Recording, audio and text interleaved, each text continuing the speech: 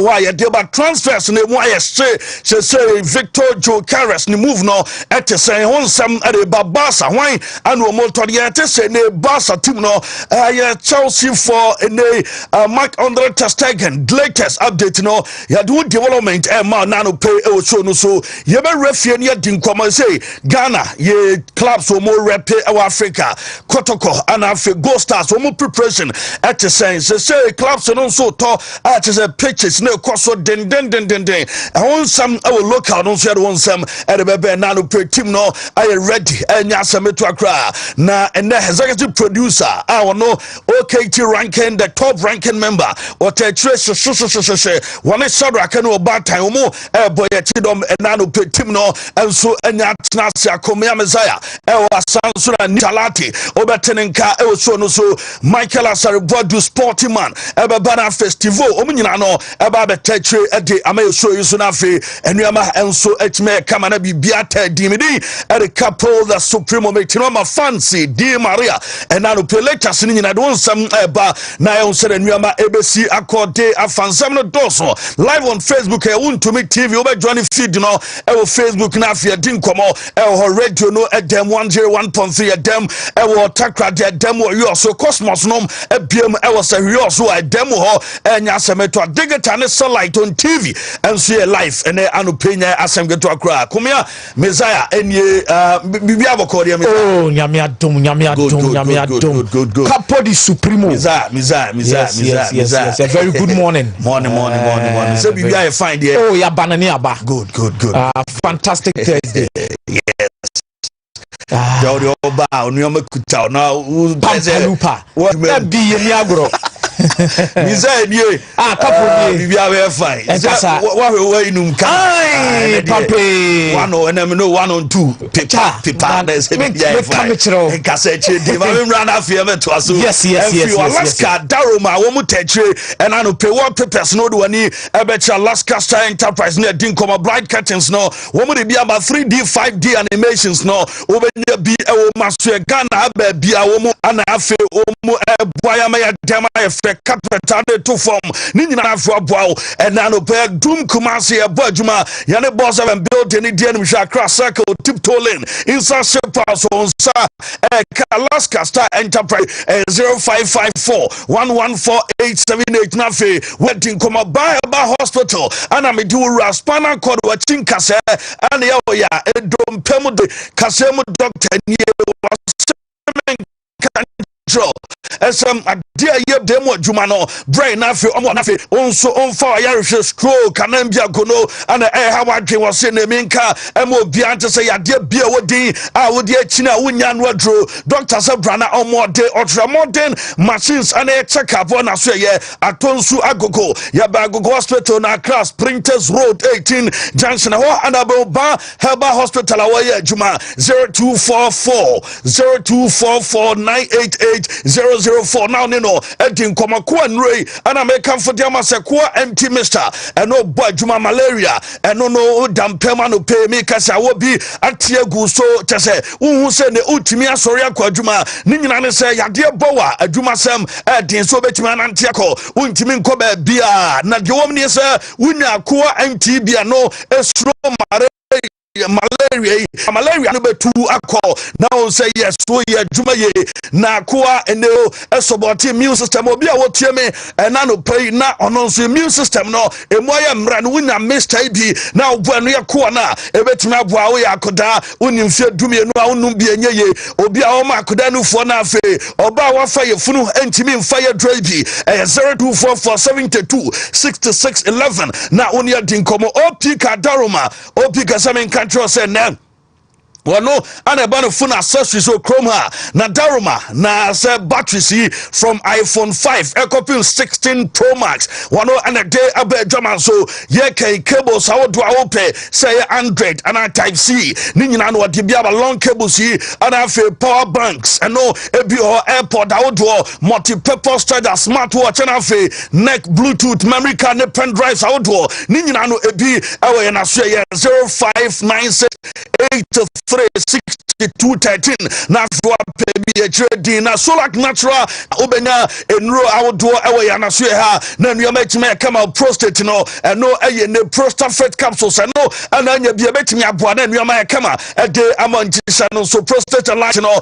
obenum bi Solak mister wase wo beche wo yo ba na nsuo utize ohonom no uta usenka bi ewo ma obenum adrabi eno beye frozema no eye panyan na o tidanisa Enti no soma me Zimman anu ship papa Dr. Daruma 0245616028 nafe woni edin komo Lawson Beverages Limited Lawson delay man beaters nie womo semen control say over so delay pem what delay man and the beaters anu ana bow a healing erectile dysfunctions and after premature ejaculation no ebe for low sperm count what no what na Lawson delay man capsules no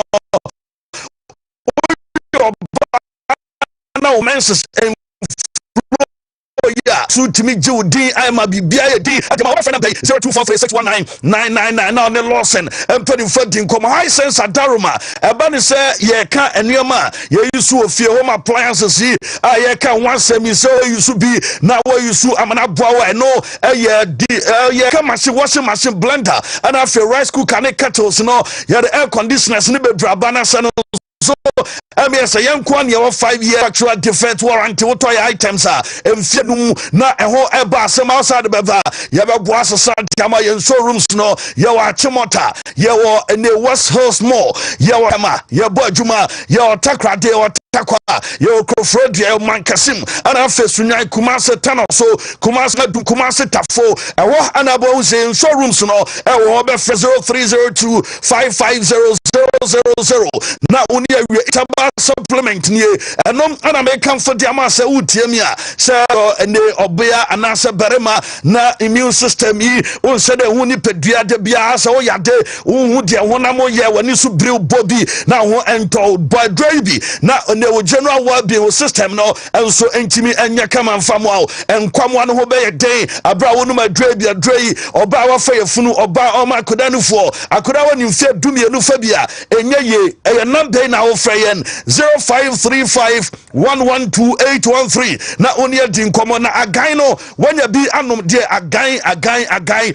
said the Messiah nom SG agan tum ano asepa agan no what's he say? A bone pion. A guy no. A bone pion. Okay, into Bopian. A Bopian.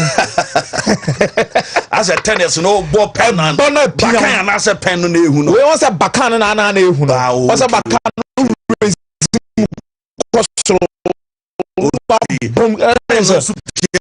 Penny supia bone pion we Berman abese emu ye hye edema wa agese onya gan ebi na eboa o siatika na ye ho adwuma ye ntini ana afi dompe no nso mu adwuma 0240616061 na ne semen sempering fadin komo haksa mixture and capsules so ma daroma also tamfunie we yefunu ye aduane to ye ma na afi unso hu dia wo ye ho kra ye bacteria sawodo ana cause H pylori bacteria eno etime cause amasanu amani nyina no eno enso etime cause problem esophagus enya semeto akra so ka esophagus yes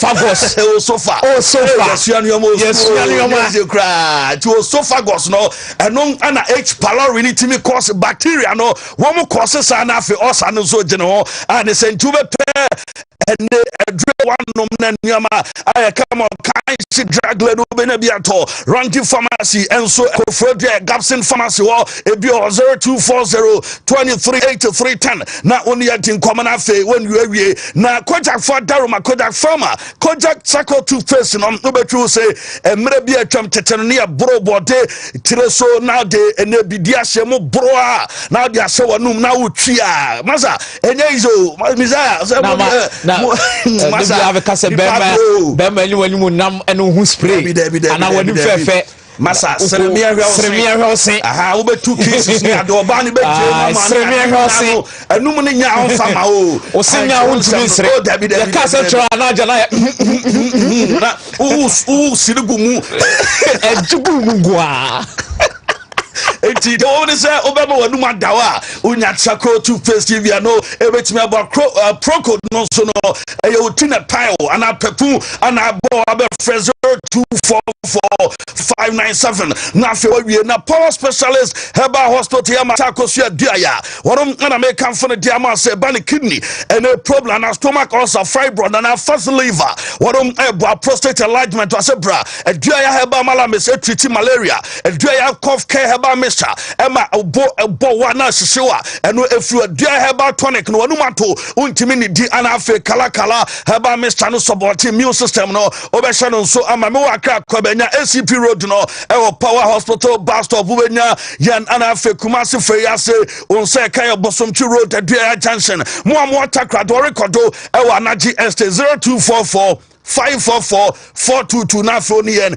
edin common afenuama aye kama Mizaya na bibianso Capo sema somo ase ana me de tufa akwakopie mu ewe Midimafo Herbal Center Dr. Time Eda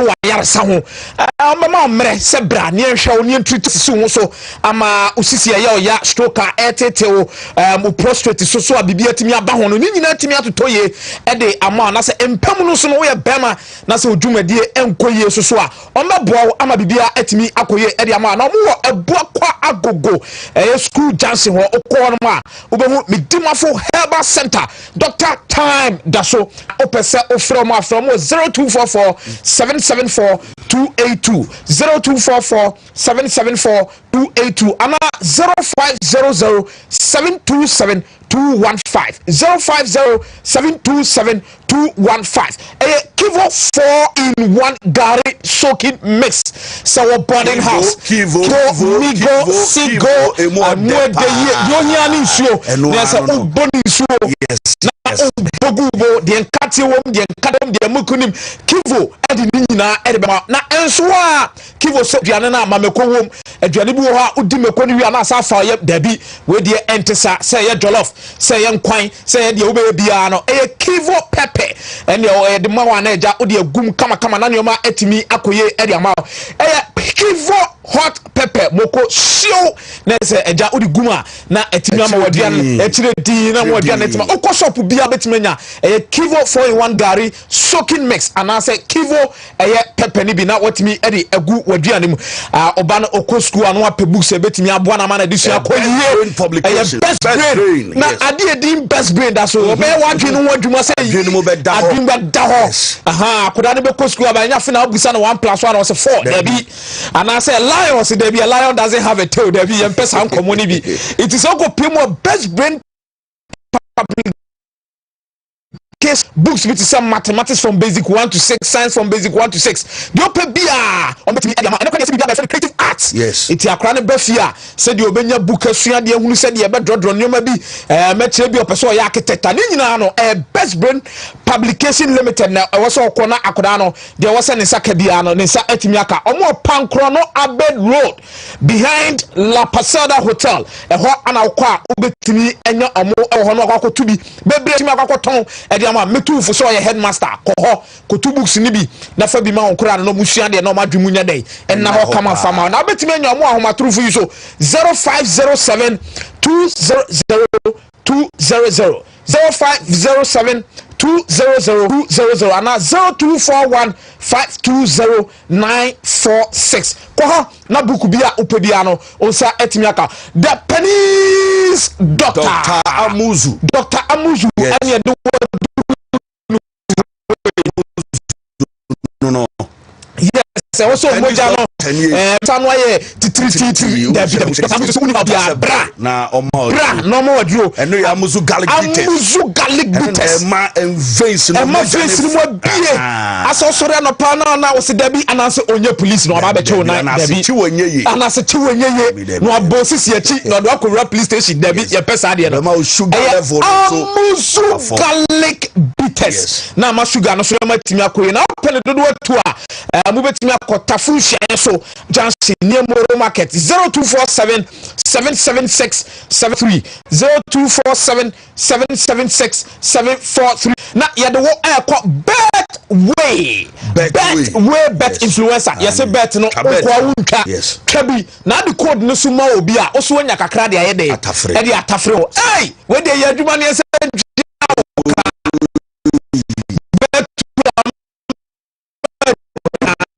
the bet influencer uta fa code ni ma onua try ya rakasa be abeda so tinya se log in www.betwayghana.com obe kono no atoto ne omaye na terms and conditions so ye dey etato no hu se de esiti ekọ be ma me se wanim onyam enye wanim enye obotom enye osprade agu ho wanum ene ose account pa itini ye de wo ekọ Gentleman Dental Clinic yes Capo mama pie na mama pite wa wo de to good ku wanum ase ye tese kaka bia wo yes enye bia wo dodom wanum nyina ase wuntimi renam wuntimi nom na ese wo pa no wiase na abai de na abedi wo kwa ni dodom si na tutu wuntimi nka do ke obre fish don pekro wuntimi mo and that's tilapia tini de oh yes na tinu di show do ya nso oba fifim na ya tele akwa wuntimi numbi iti ko ni examine consultation wo ho be ma so se na hihye ya no se braces no kwa na de so kama de ma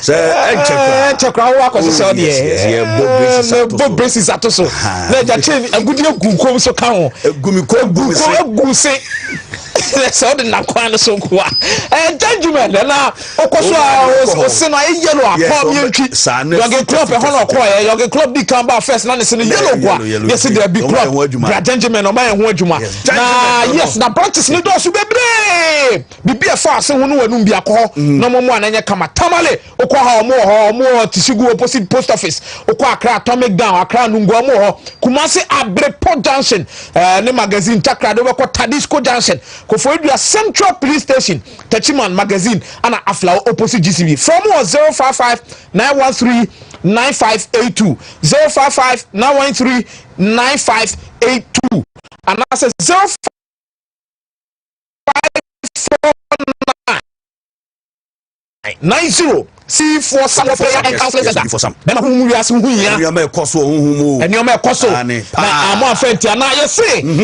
odakem okay promise and fail man my bre boys ni some boy me ware me man so so me do betu kwan bibi cost no bre ti ko odi for some prayer and counseling center na onka shebre mu asem enfantro na omma wanu ye obi won mo be ka shebre mu asem atroba na oni anu ye odi for some there catcher no say my solution fantastic iti ko ne ko wonu mensia ahembobu ano ko pe honoma anase se uhunu wonu ma frɛ number we sisi 0246 667117 anase 0504 588454 and 0578 405519 odi for Samuel eno no number the Zahara mixture and Zahara G Caps Currency Company Limited namu yare drone no be madwane to yema se agish no so ha na wo mia ha na wo tip da bi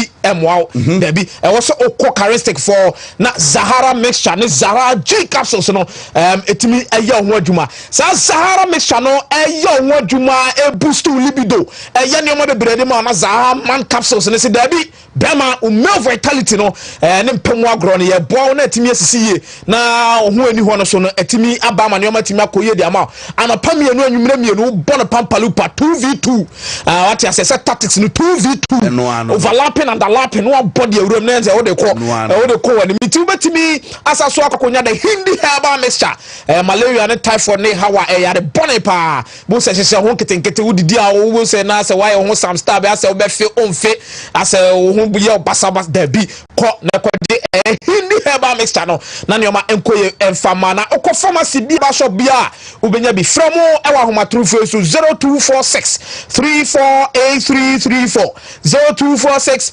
348334 and 0248 569335 Capo Tabia Herbal Company Industries. Takum. Yes, ye mount Tabia Herbal mixture. Ye are near some Tabia Herbal capsules. Ye are near mount Tabia Takum. Ye are near some Tabia Zarkab. What 442. I know she 442. About 4 no about 4 about 2. Tabia dama no Tabia heba me sane de omalaria na tete wa no apa no aduro na de sia no jaundice ne tete typhoid ne menstrual disorders na no pe Tabia heba me sane de sia no na Tabia heba capsules ne se da bi usisi ya oya be ma akotena te afisu a obe obi tie cha se phone na vibrate ho da bi ente sa oyam NSC pano ne doso be ma mi se oyam nyina titim itia no pe Tabia heba capsules no na ayu yam na you yam ebema mu adaho no eyi no pe Tabia Zanike and no immune booster nkwamo ano ayemra na so akọ no yare bi atisusu ana eyewo bema wo de chese wo de frama bi bofa wani ma se ye me haya me ada bi wo so otimi kope Tabia Zanike no na etimi boama infection na etimi eko ansana wi a yasama de Tabia Takum yese tafre Takum no obe tafre bi na oba no so adibi enti tafre no oba ni bi na mo mienu hia mpema iti DJ Tafriski ni DJ Tabriku aha Tafriski na se mabọ adwuma ye na se timi hia kama Capo yaba ni ayede yaba me da se yaba ni aba wetimi aye oh yes of course yes Shaq drop me Amuzu P question of the day na yeni nkomo yes Alande Dr. Amuzu Adaruma no yes boawo ama me kase enuama nkoye emfa emma wa onya bia betimi aboanam yare se oyo ba na nkomo no so rashes bi gugo ye beman so nkomo yi eso nya nika ni nyina no ase bra na epebi onno ma betimi aboa na afi eji e de afi onti hye no so emma me se Dr. Amuzu na Daruma adu ani beche Dr. Amuzu na so ya na asem bia bebi aton adro bia no onso obenya bia to na Daruma ano se ye musa osa question yi ende anope ewo Wontumi sports buffet na question no enye I will drop you a message on Facebook na afia be kan e de amakomi ye radio ho dem will say if you could bring one player back from retirement, which one will you choose? You're lining up this retired players in Facebook and TV so na o share otu ani akomi ase hu bebre yes hu bebre mi hu figo wo mi hu Beckham wo mi hu Henry wo Gerrard wo Ronaldo Nazario wo Ronaldinho wo Rangix wo Samuel Eto'o Andrea Pirlo Drogba Javier Zanetti yes Philip Lam right full back outimi bobo ni whole career red card kra ho den o ti ase yes Fabako bra why na ube choose no Capo me amete pa de be come messages ne so no me de Ronaldinho no my football ya o my football ya opportunity no de kubi kwa pass no yi na de ono bobo se de kenkan di na chi o de di agro esa mo mani abre na mo bolo no de di agro no de na chi pass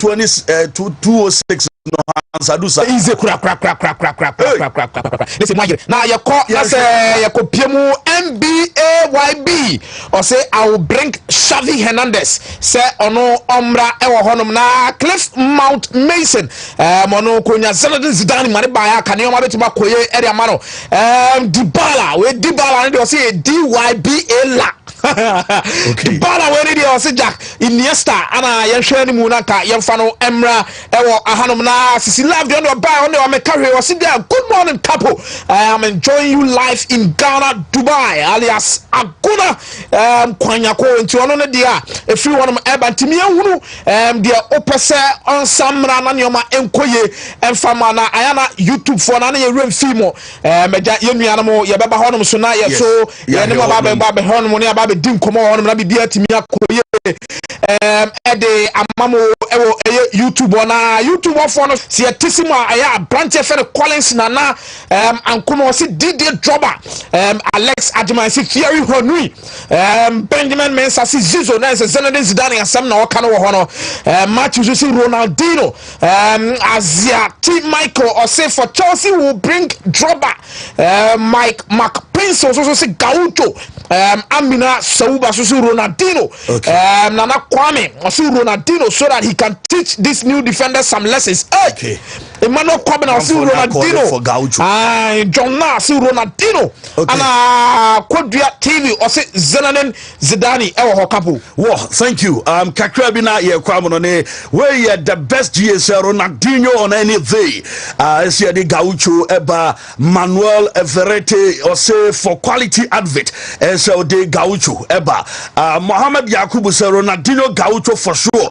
Obe entertaining fancy pa eno no so on earlier post do no ede eto ho ema ye no okay we Carlos Noel was say yemfa Ronaldinho Gaucho enso emra kwese champions Zinedine Zidane and ese hia no Mohamed Kudus as a Chelsea fan or say in our current team no as a Drogba enso eba eno dene ono so ediaba Richmond is as bring it back Ronaldinho Gaucho eno donada landlord say fancy my name is landlord was say mine is Ronaldinho okay eno dene ono so ediaba na say obia wona dwenche ne obia yes YouTube for the nyom kraka bi ni emphasy akura mo Frederick was give me Zidane and 10 pieces of wood. Hey, Bema, as a one Mauli Benjamin or Ronaldinho, Aguli Emmanuel Jr. or Ronaldinho, Osman Kwame Ronaldinho, Samuel Addison or Ronaldinho, Jeffy Calvin or say Yanfa Lampard account, which am I? Me say I be invented Lampard account. But you too far. Yeah, but you too far. Come on, yes. So yeah, you bra. Yes, it is Shadrach Phantom. And Yamon Pai Shadrach. It me come rational me what you do. So what I say? Me Judy. Shadrach yanko.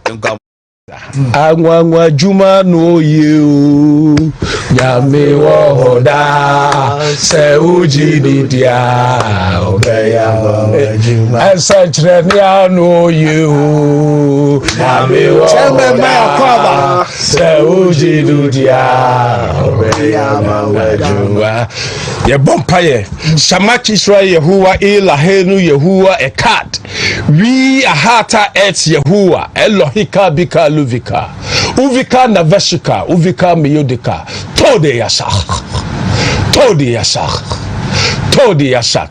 In English, in the name of Jesus. Amen. Amen. Amen.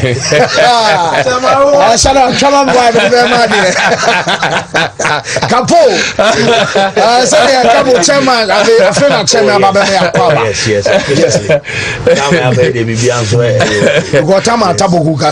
Messages and still on Facebook no. I Wontumi TV. Obeshare na fe. Wa comment na no pay yan to aso na fe. Yan fan no asoro can start our club World Cup and matches no cause no pay fancy Di Maria latest no if you at the na enwa games and no cause no fe na matches personal nyame adoma Zufi o many Man City game re 7 p.m. and no and so na baso nyame adoma na nwumre and sa game re baso Wydad Casablanca o many Al end game no and also baso nyame adoma 7 p.m.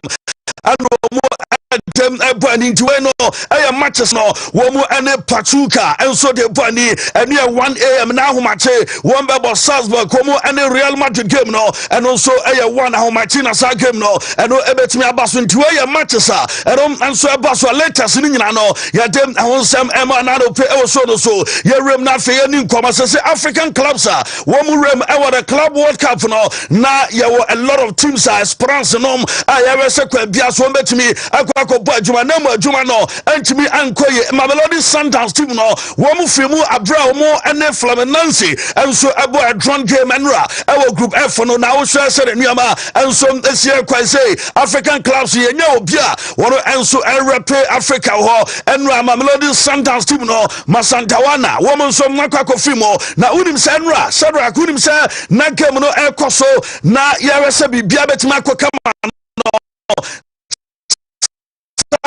na eno ekoso e ka bibi na ye nim sem bia game we nu kra no wo metima wini about the Hard Rock Stadium baby a na game no ensom na ekoso because do baby na the sentence for no wo mu lead ball possession wo mu ball 57 na Fluminense ensom na ball 36 wo na se wo mu dominating name of game no Alaji Grusa ebe ka cho se goal na ye fefe eno e kakra fu no mate be onsem no efem na mama mi goalkeeper ente mama Santawana eno e Mamelodi Sundowns team no your friend Rodwin Williams or no akasa what in some kakra to do musan is African teams are womo compete here our tournament and no FIFA Club World Cup no as a bibi era ye was as a munyina no mofim a day and a problem and some who as a player at as a uni say teams no antimian perform and do leveler na say omu etime do goalkeeper our no and so a them a day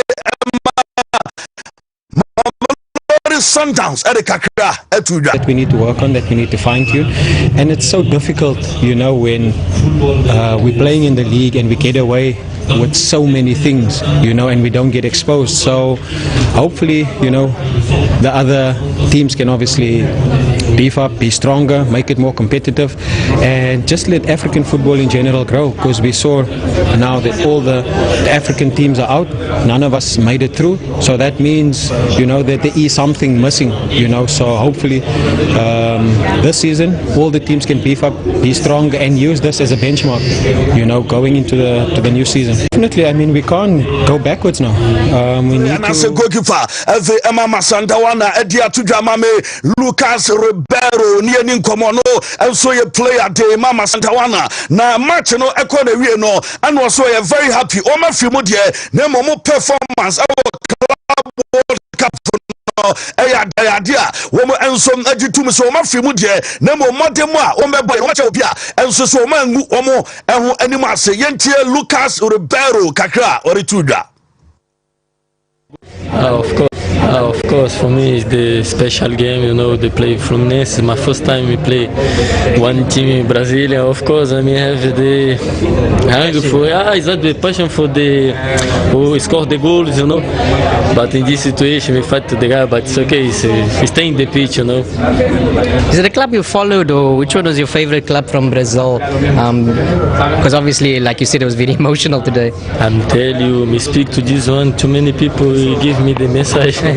No, because my father is support to Palmeiras, you know. He say to me support to Palmeiras, so all the time they tell me. And what to that say? Ne papa support and ne Palmeiras. Sebobo into Brazil there. I just say no follow Brazilian for a panonym send after say one we game no one any idol. I no if Brazil your friend Paulo Henrique Ganso and some Meshaye Emma or exchanging JC and some at the man I know and I was to Lucas Ribeiro nie one an idol Paulo Henrique Gasso and I'll show more ya there won some adeba when no after send game no corner we ya ya won some p adeba now do group E na I wanna Inter and after Montero for no woman advance at the run of 16 River Plate and after Urawa Red Diamonds woman free Japan woman team qualify Inter and Montero for woman team woman call manima ya won some and so they ma so no so na Enra Tima ye from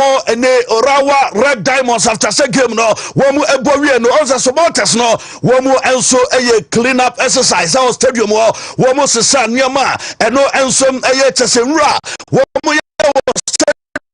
womu nyina no womu pra nyina sesaye enso mfro no ni dia Japan dia obuata dai ana omoni mpanimfo womu sesa womu stance no baby womu gyina ya womu edi dwuma atas womu se free enso aba ono womu sesa nyina edi for when your first time womu national team aba World Cup or Qatar womu ye bi na se womu tournament biombe ko bia no ade se womu edi womu ni womu stance womu metinema no the Japanese club from Orawa Red Diamonds some no and some adema na e show no so and no a reporter e phone madeba na and na big game no baba so city and some ebe na mom game no anover sepa na ure Juve team na obema me I go to door near dinkomo wonom anane and the city team no ebe no say womu epeso womu win match no e win game and womu ko all out womu yese no womu and some call for a drawn game womu yes womu ko fed no so no womu prepare na for my winning woman prepare for a draw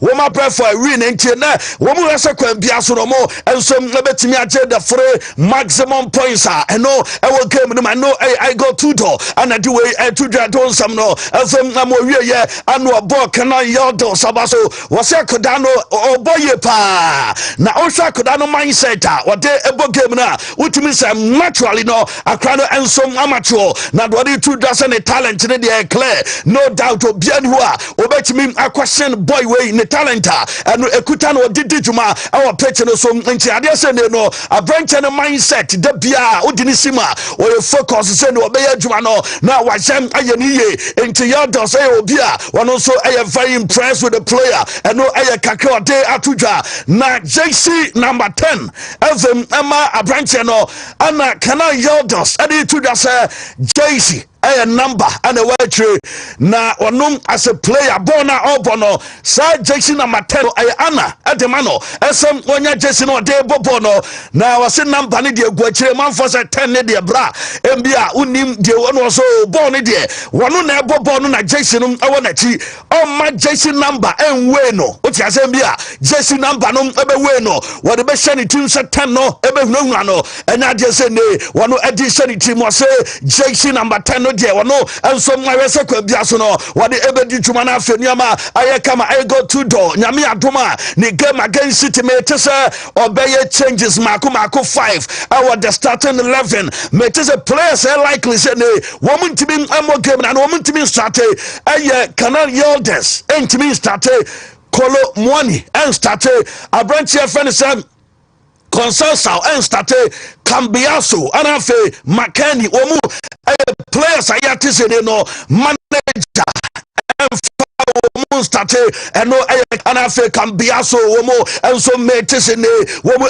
started craft from bench mate Seku minus no best started Vlahovic Ababe Shem Kostic Ababa Nico Gonzalez and Afe Lucatelli Omo and Ebejem Abo game there amati my friend said Juve ayadem and the Sansamini no atem abana Pep Guardiola Obama me Pep near din come facing Juve no at the sign and was Juve a very strong side and Adwo Kenya no and so man is okay omu a season and no a season womu a boy ya womu see team my friend say Juve na e more den pa womu west season no na ni nyina chi no o man time wini na Adwo can say they are on for a win against Juve and we are there womu area ni say womu and some and so betimi aka enti Pep Guardiola nye was Juve team ne de bra say womu season no ankoye kwa wo hia womu a wotimi say more den enti Adwo kan nyina no and so nane so obtain say womu betimi akona afi womu betimi win Claudio Echeverri report am say can say Pep Guardiola and so anya a confirm as a boy no ebe say 2-3 weeks there the ankle injury no I dey say ebema boy na tena fie enti Pep Guardiola and afi Claudio Echeverri watem na to as a boy no 2 to 3 weeks and yet as ono entimi ensia kan and for mad citizens yadem awon some no evem na bana Pep ade atuta was say yanka emo biante say game wo be born in the selection why the selection for the day name of the all think second half ni game all day won and say starting 11 there we be them we be boha why ni nyina 11 players so me say kan name of second half no and I day will be BS game num na say oye changer and no any problem etema no wo ka emo biate say no wo rest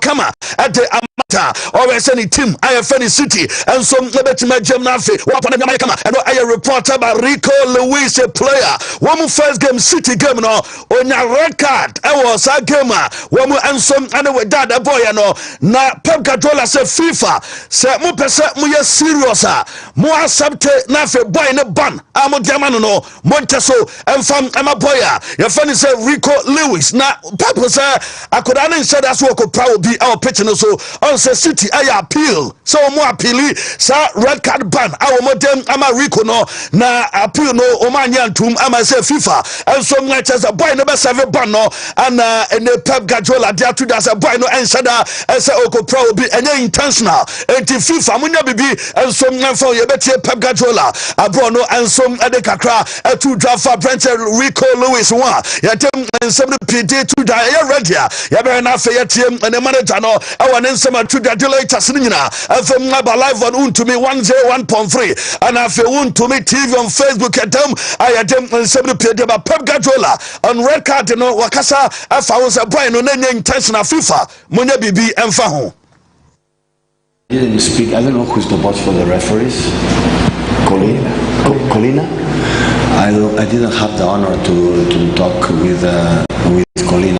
So what the reason why is 2 or 3. So I'm pretty sure the referees don't know what is Rico.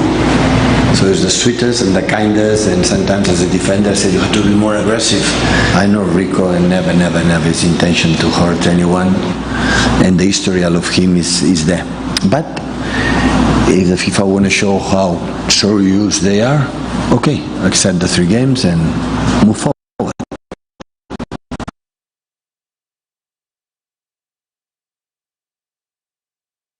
But no more for that 2 matches against a branch of friend Rico Lewis and no Ayan Sama Ayo I don't some no Salzburg manager woman Madrid and airborne Obama Thomas Lecce what in some kakra to Jadia Thomas Tuda and it's a woman game against Madrid no a crucial encounter at the momo na on beso mo catch Madrid say Oma America and the holidays on some say a real pre-season as a real season clubs in the 2 kwan because Spain Ibiza ebiko America ebi ensom Remo ewo Austria ebiko Norway chese man for 2 kwan and was say Madrid for esamutie enano player enye ene excursion and omo ko woma ma esomo be America na do ma ban say omo bebo na fe omo winning matches it is a Madrid for him say bia womo no ebe ja game num ade omo a enya de say the Madrid team no ebe fan easy omo be di holidays our Philadelphia womo am the city no mum no womo ebe bobo so we need to win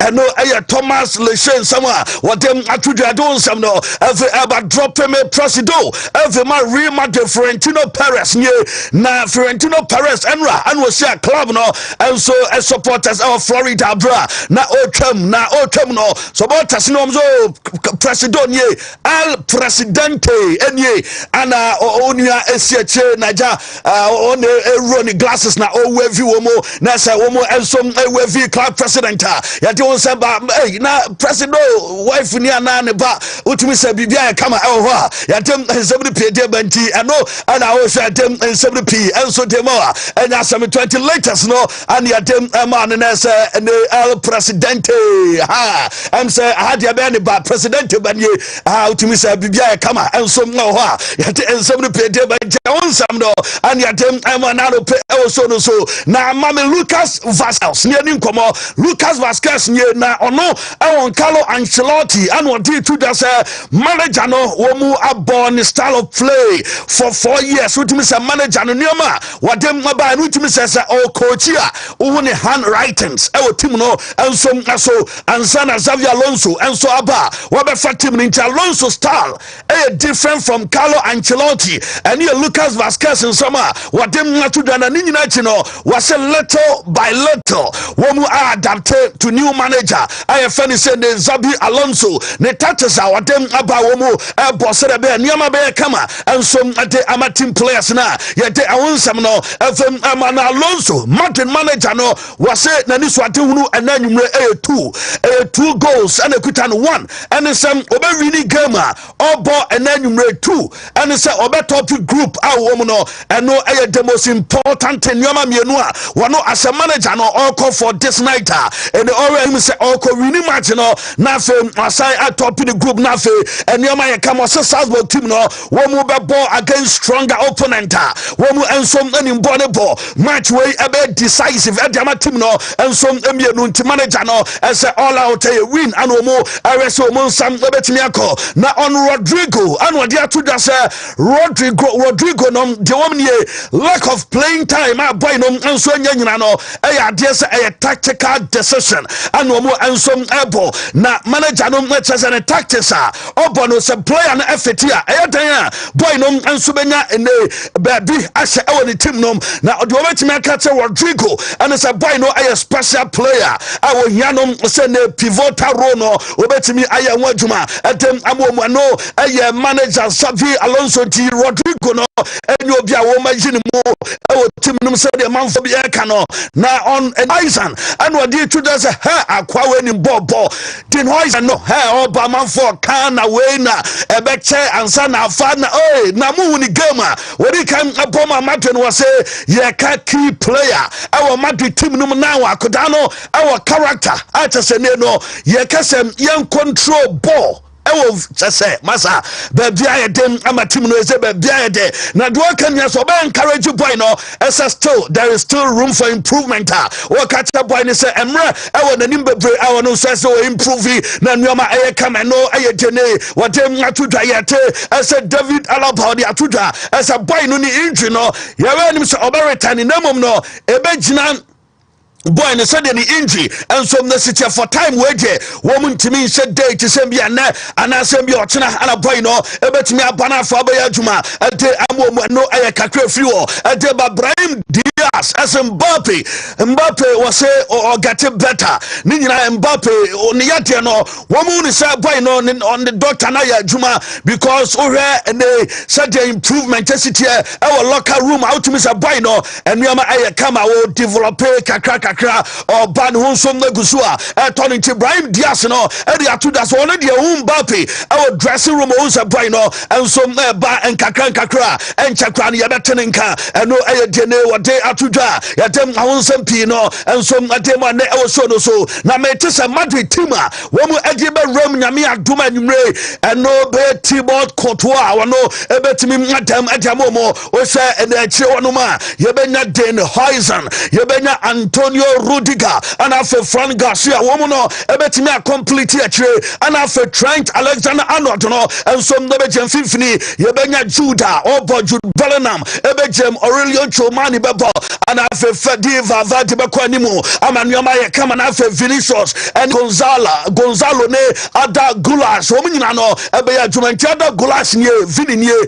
na Gonzalo janimu na chire edi denwise no mu chire Antonio Rudiger no mu soma pia ejem madama Juda kwan bia so ese omofa win against Salzburg no eye Madrid lineup no and yadem awon sama deba Lautaro Martinez ese Franco Mastantuano akoda way ball say mahuni ball no and was all congratulating no always saying the best akoda way eniama pi wonu mu awadeba na o jidesa Madrid na boy no enso mkono obetimi ashine amawiase nyina enso mwetimi atenenka Lautaro Martinez on Franco Mastantuano and your denim no and so ngadema ne e so no so Andre Lonen mete as a boy no ebetimi stay and no information I answer ka say Lonen no ebetimi stay and so manu Madrid na and a boy no empese nyame adoma next atem amomu adonsam no and so adeba na onim say yete as the newly promoted team awomu aba Spanish Primera Division La Liga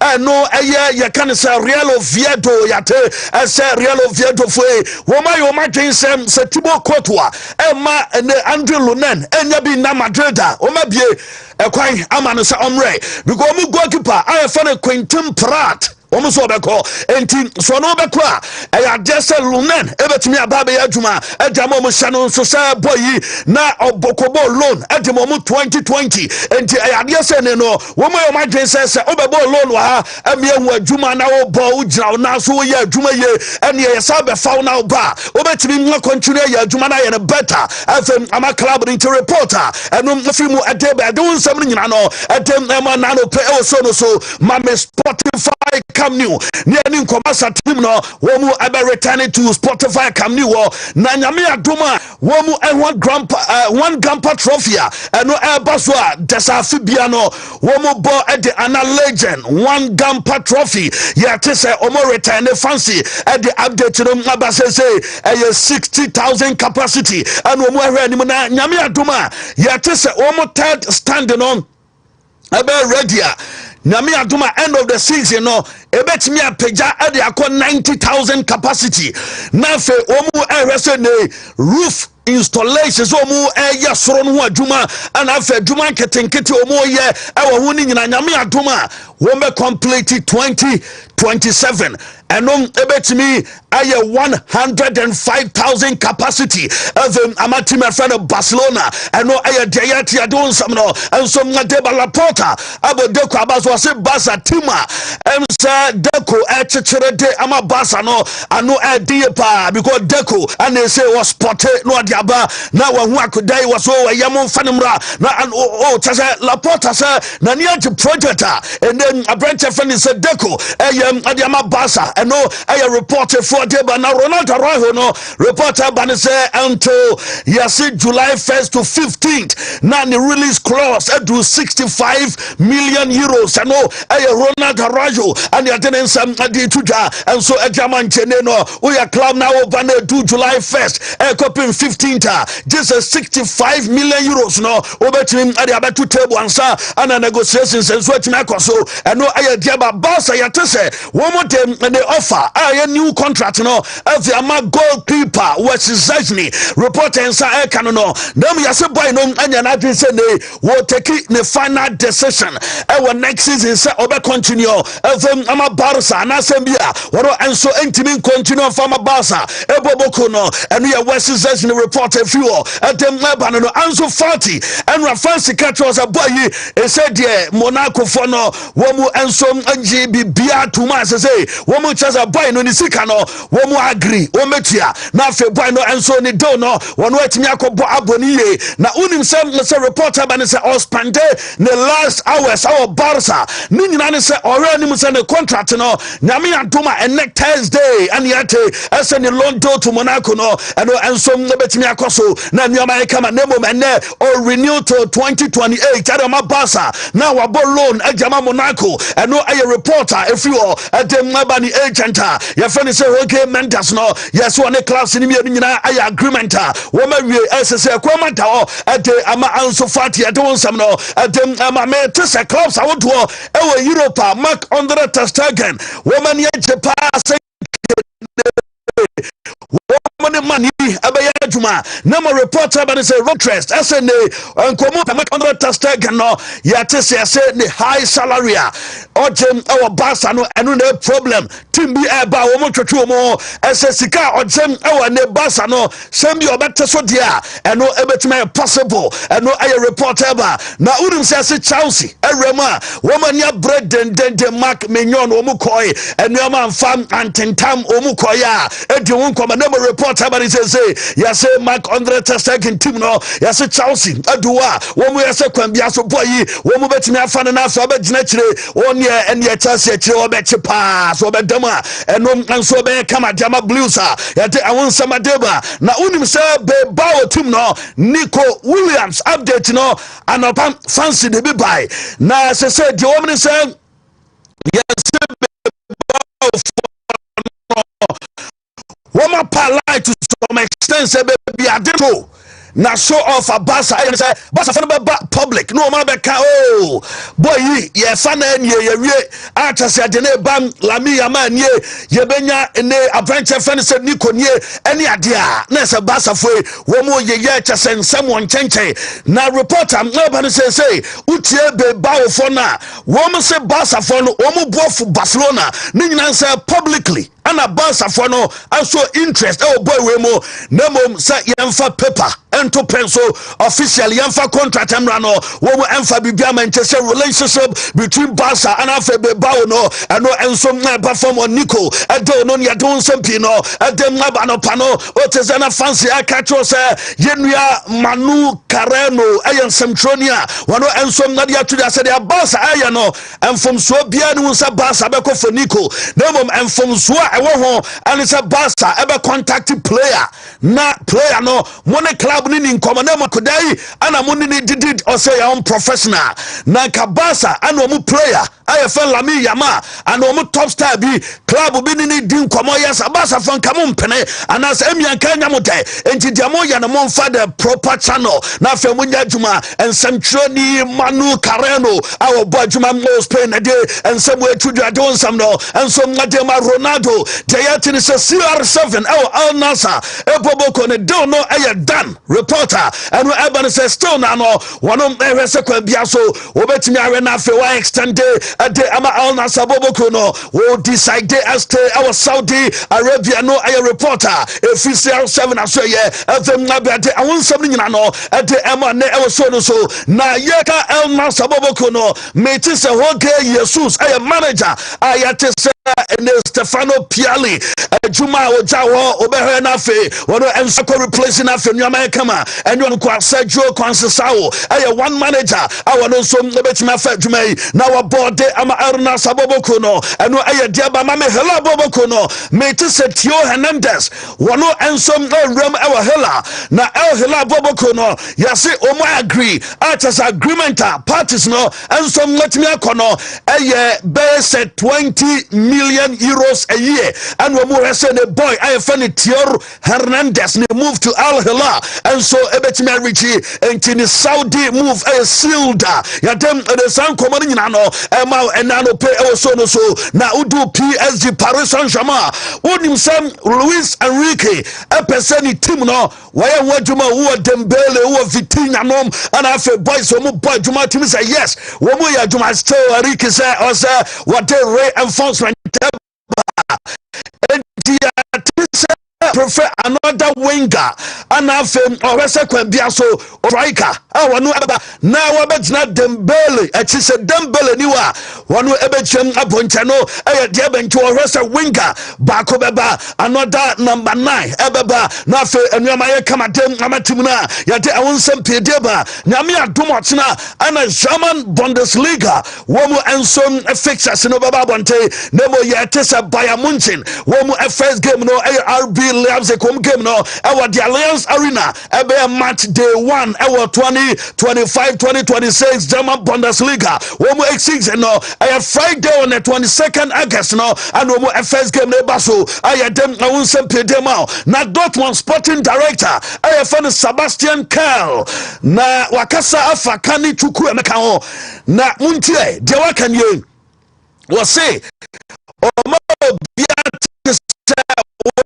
very confident boy no say report womu rasa kwan bia so boy ombe keep boy no na se Chelsea team no ensom enim je so omu ya entempa ese omu ye nam omu club ne de womu ewo gidie ewo boy wemu de omu epeso omu ye ne se boy ayefa ne kani chuku emeka womu enso pese omu keep boy na no reporter if you want my day bede awonsam no efem ama ne ewo so no so later sa if you mo eba no na mame abranche friend Thomas Partey ni nkoma Partey any William Saliba any Juran Timber our Jim our Spain ana omo ensom aje womani our chase the pre-season ni ade no mkoso de ama Arsenal players no na Partey Juran Timber William Saliba mu aje womo di anyama ensom ya kama demo mo na unim say Partey say obestay anaso obeko na Gabriel Agbala ho atwabi abo Arsenal eboboko no wo say watetia Christian Nogard one player awomu adeneba Arsenal and was na patena no pate ball onimbo ana se sika wote kofa Christian Logard abano untimi mfa sika ne ma patema stay eno ye question a obisa enti Gabriel Agbala ho se ni mover ene amanfa asna for yese ne omo e dia krawe ebeba ne kabe better eso mbekipi Thomas tai party. He's a decent player, but you're losing Thomas Partey. It just seems a bit odd, Alan, because he's definitely gone, is he? Yeah. So what's happened is Arsenal haven't been able to agree a contract with Thomas Partey. That's why he's leaving.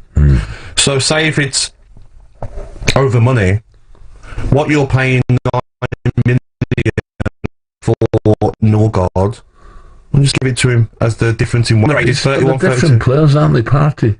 I always thought, Palace fans will tell me, I always thought Norgard was more of a centre-back. No. Holding central. Central. Yeah. He's like a holder who can get around the pitch as well as Thomas Partey. But I just think the 9 million you're paying for him will be the difference in wages for Thomas Partey. So why not just give it to him? You know what he can do. So very odd.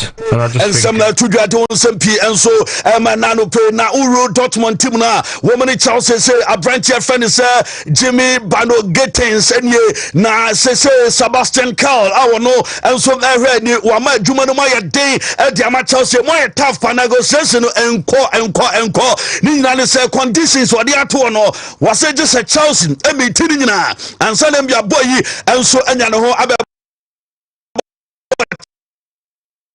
Chelsea Eboboko na no branchia at Sebastian Carl anama negotiations I am very tougher I'm a Chelsea Boboko no and a reporter and if you on my day doing something no and so adema ne I was so now you say Chelsea team no 1% woman at this Sporting Lisbon and the kind of blue kono ni nyina se multi club network womu aya wadwuma Strasbourg nom any other team womu oni no honest no epese womu awrem na first Sporting in the Lisbon so womu aya dem adikomu group no ya dem the Sansem ni nyina no at the Eba Fenerbahce eboboko no Jadon Sancho ya se aya nibre ewo Jadon Sancho ya se boy womu so ma ya ready sika bia wo beje design wages sika oje a week and asem be a year o ma ready womu ebetua anafe agreement womu ene Manchester United ekono so no womu aye ready womu de Manchester beka bia no womu agitu mano aye reporter efi no madebe don sam no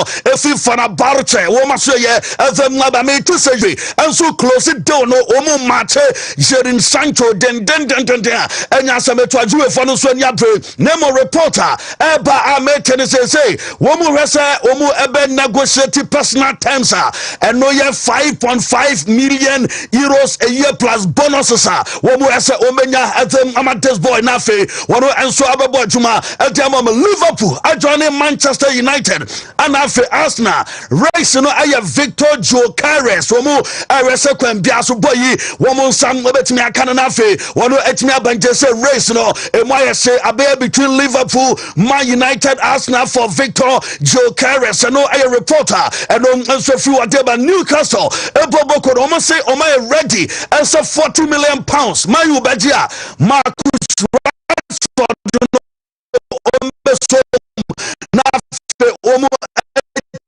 me I me ate one more area Newcastle for no you former offer and so come transfer one try say Anthony Elanga woman sabet me akanon na fe nuaman so aye kama de momo na yete so mo mexi outa either say Karim Adeyemi and say Joan Bakayoko womo emienu emu ba ko no ebetimi abana from abedi tuma ejamo no aye report free o edeba Emerson Royals reporter ebani say boy yi ewo Betis womo office anopeya ye kan or officer or se kwabia so abranche fan say Emerson Royal ebetime rem na for completing the deal at the amomu eno a report on Africa crefuo afem na be I want some no and so at the Gary Lineker e dia to say abranche dollar ni goal against Esperance bra and was enjoy go ne pa abranche ni go no enye go ketua utimu say go na Premier League no emu be pa Dane se onsem eno no mame kubak Dallas Mavericks omo forward no 18-year-old wo enra draft no na odi to dwomu busane se player bay ana eba na NBA all time between Michael Jordan and afi LBJ LeBron James why and a better go to know why NBA num Cooper Flax our bo edema Dallas Mavericks akodano edi to just Michael you can say Michael Jordan any size no mum LBJ badie legend, a legend. Pick between the great NBA debate, Michael Jordan versus LeBron James. If you had to pick one, Michael Jordan, for sure. You know, I mean, that's the goat to me. You know, I don't know if it's how I was raised by my parents or whatnot, but you know, that's just always been my answer. Appreciate it, Cooper. You know, you talked about Larry Bird a lot, but you know your history. If you had to pick between the great Michael Jordan versus LeBron James, if you had to pick one, Michael Jordan, for sure. You know, I mean, that's the goat to me. You know, I don't know if it's how I was raised by my parents or whatnot, but you know, that's just always been my answer. Appreciate it, Cooper. You know, flag in here, Dallas Mavericks omo forward the young boy and ochemo ochena dwe okra umze umfie no fompa na o company sem sa no nti awon sem ne mo Michael Jordan de nyina yenim se Jordan de LBJ LeBron James wa adwuma ye because senior de wa living legacy pa obese no na che na still yenim se LeBron so eguso a obo adwuma wo team no anya atena se ye di nkomo na ya hwese de nuama ebesi akọ Newton Pitalate e wa akoma meza enso atena se agya wa Bobby awie ni mo ayedu anope ye beto aso na afia the latest ni nyina no enso edi amount na ye unse de nuama enso ebesi akọ edi afa na LeBron James ne ye kan say Michael Jordan Obejoni ana oni hweka Jordan de menim no ono so hume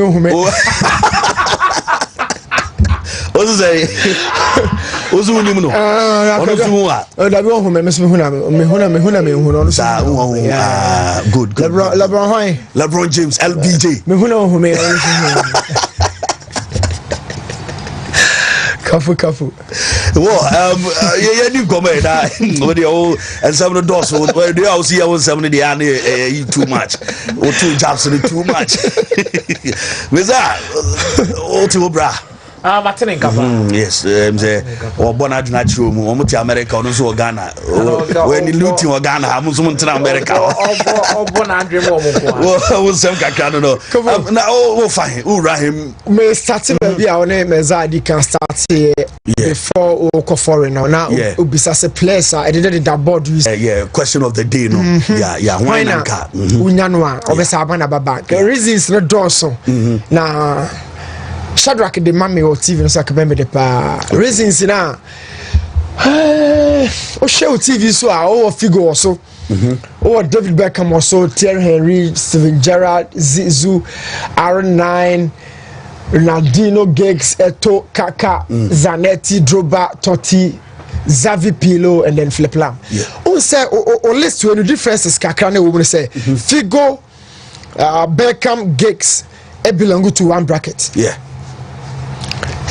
number 7 number 7 okay you can say figure you can say Beckham 7 7 Giggs 11 11 and me can because they were the number 7 for or right or left wingers okay now I'm the ball no question corner flag so I no send the cross in the bano NBA o se Bukayo Saka na Salah ba bi o da no e ho na David Beckham e so figure da no okay but Bukayo Saka mo ba be change pattern no omo nam line so no switch the 9 left no afa ball na dia by inside no o keeper no so mo cut in technically you can say o invert it okay but David Beckham ne figure mo dia ne dia on nam line so or yet drop me 1-2 no pajanity at box room who is available, who is ready to connect. No send the ball in the court.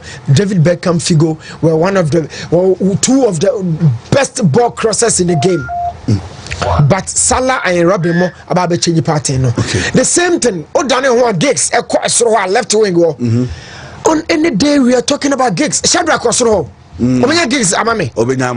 The kind of crosses and balls are Giggs the good box in the Today we don't see crosses in the game. Okay. Couple crosses I know. Said the whole kind of number 7-11 no. na omo di omo nam tenten no they always cut ya no akose aba na yapem but ene no omo nso de bewuram bi o de bewuram enu nti na ama pocha ne aircon no pocha no ne the box finishes no o gira ha twen cross no o gira ha twen na Saka and Robin Coutinho Hazard no ma invert so no mo jabo no kuma keeper no so they've changed na o move on na obesa so aba benya Ronaldinho, Kaka, Totti and then Zizou, traditional playmakers. Without them the game would never be seen. Be a game never. I'm talking about Kaka, Zizou, Pilo, Kaka, this Totti. They were placed on any day about playmaking. They were up there. Maybe also another batch. Pilo, Steve Gerrard and Xavi. Central midfielders. Who said no? You can't box to box. Athleticism, central part of the field, I'm not dominating. Steven Gerrard, Xavi, and then Pilo. No moment in terms of that dominance, you know. Capo, Obia Okano Faso dominating. Me and Samu Bakuna Baby, me Bakwa Minya Nissi. Baba me twam no mekoka Zanetti and a Philip Lam ho asem kakra. What's my bracket to munyina? Philip Lam ne Zanetti dia no. Ekokwa ye tete number 2 fois. Omo intelligence in the game no agro wosoro a mo betimi bebo 6 ni bi. Etu ni say Champions League 2010 no final no. Jose Mourinho ball can be also Zanetti as double pivot. But that Zanetti a right back. Naturally by trade no a rubber no the Pep Guardiola similarly and the Philip Lam so a ban fifi but no so both two sir. In two back check it. Germany 2006 play or first ever goal. Philip Lam. Baby o gina your Daniel Ball ko to net no. A right back position Philip Lam. Quality player. Or is Zanetti later no mfimfi baba ye adwo no. Nemom place a good sui bracket back ko akatwa to the center forward for no number 9 for no.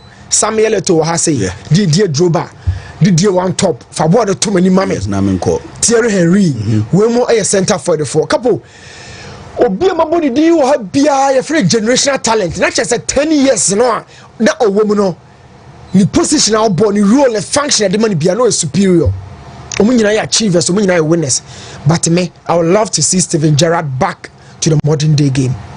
Where's who Gerrard move? Bien who have so that I am person me apart from Steven Gerrard. Reasons near day. For the bite. Wow. For the bite. Capo me ha me hon chem bibia bio for Gerrard the bite as a midfielder. He has the technical skills. He has the energy.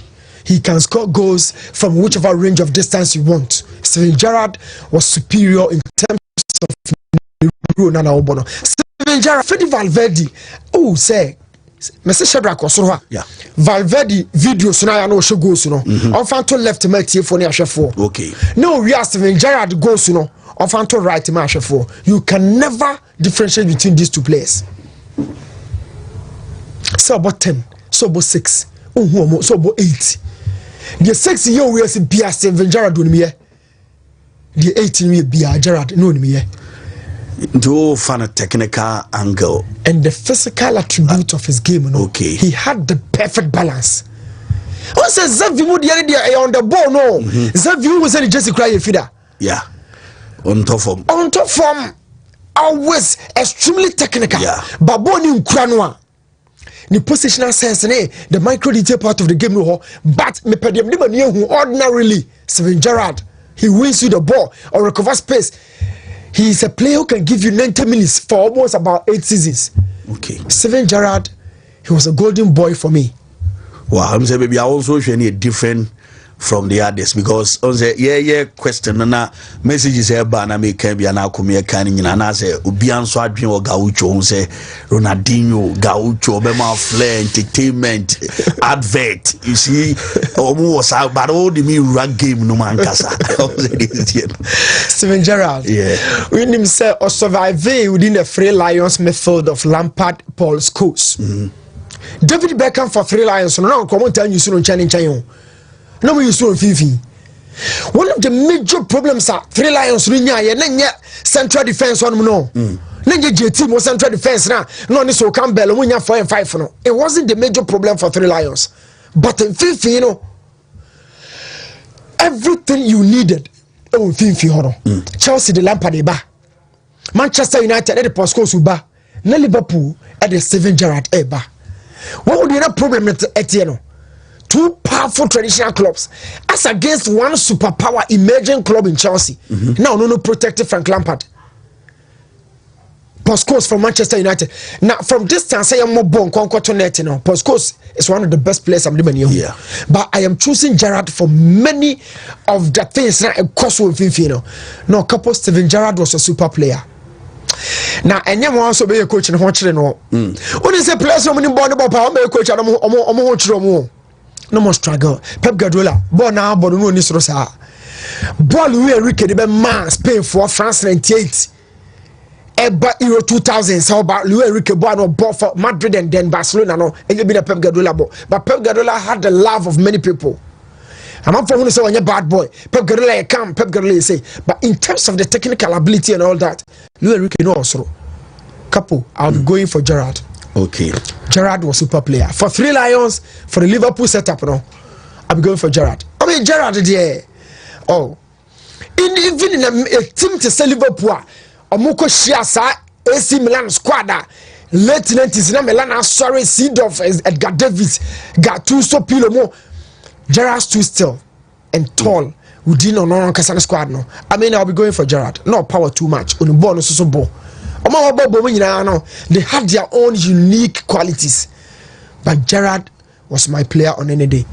Couple I'm say na Facebook my main share we were Baffle Ben say please the German 2006 first goal wasn't scored by Philip Lahm but rather Torsten Franks new latte and what they about Torsten Franks or no Torsten Franks 2006 I think he had his first goal.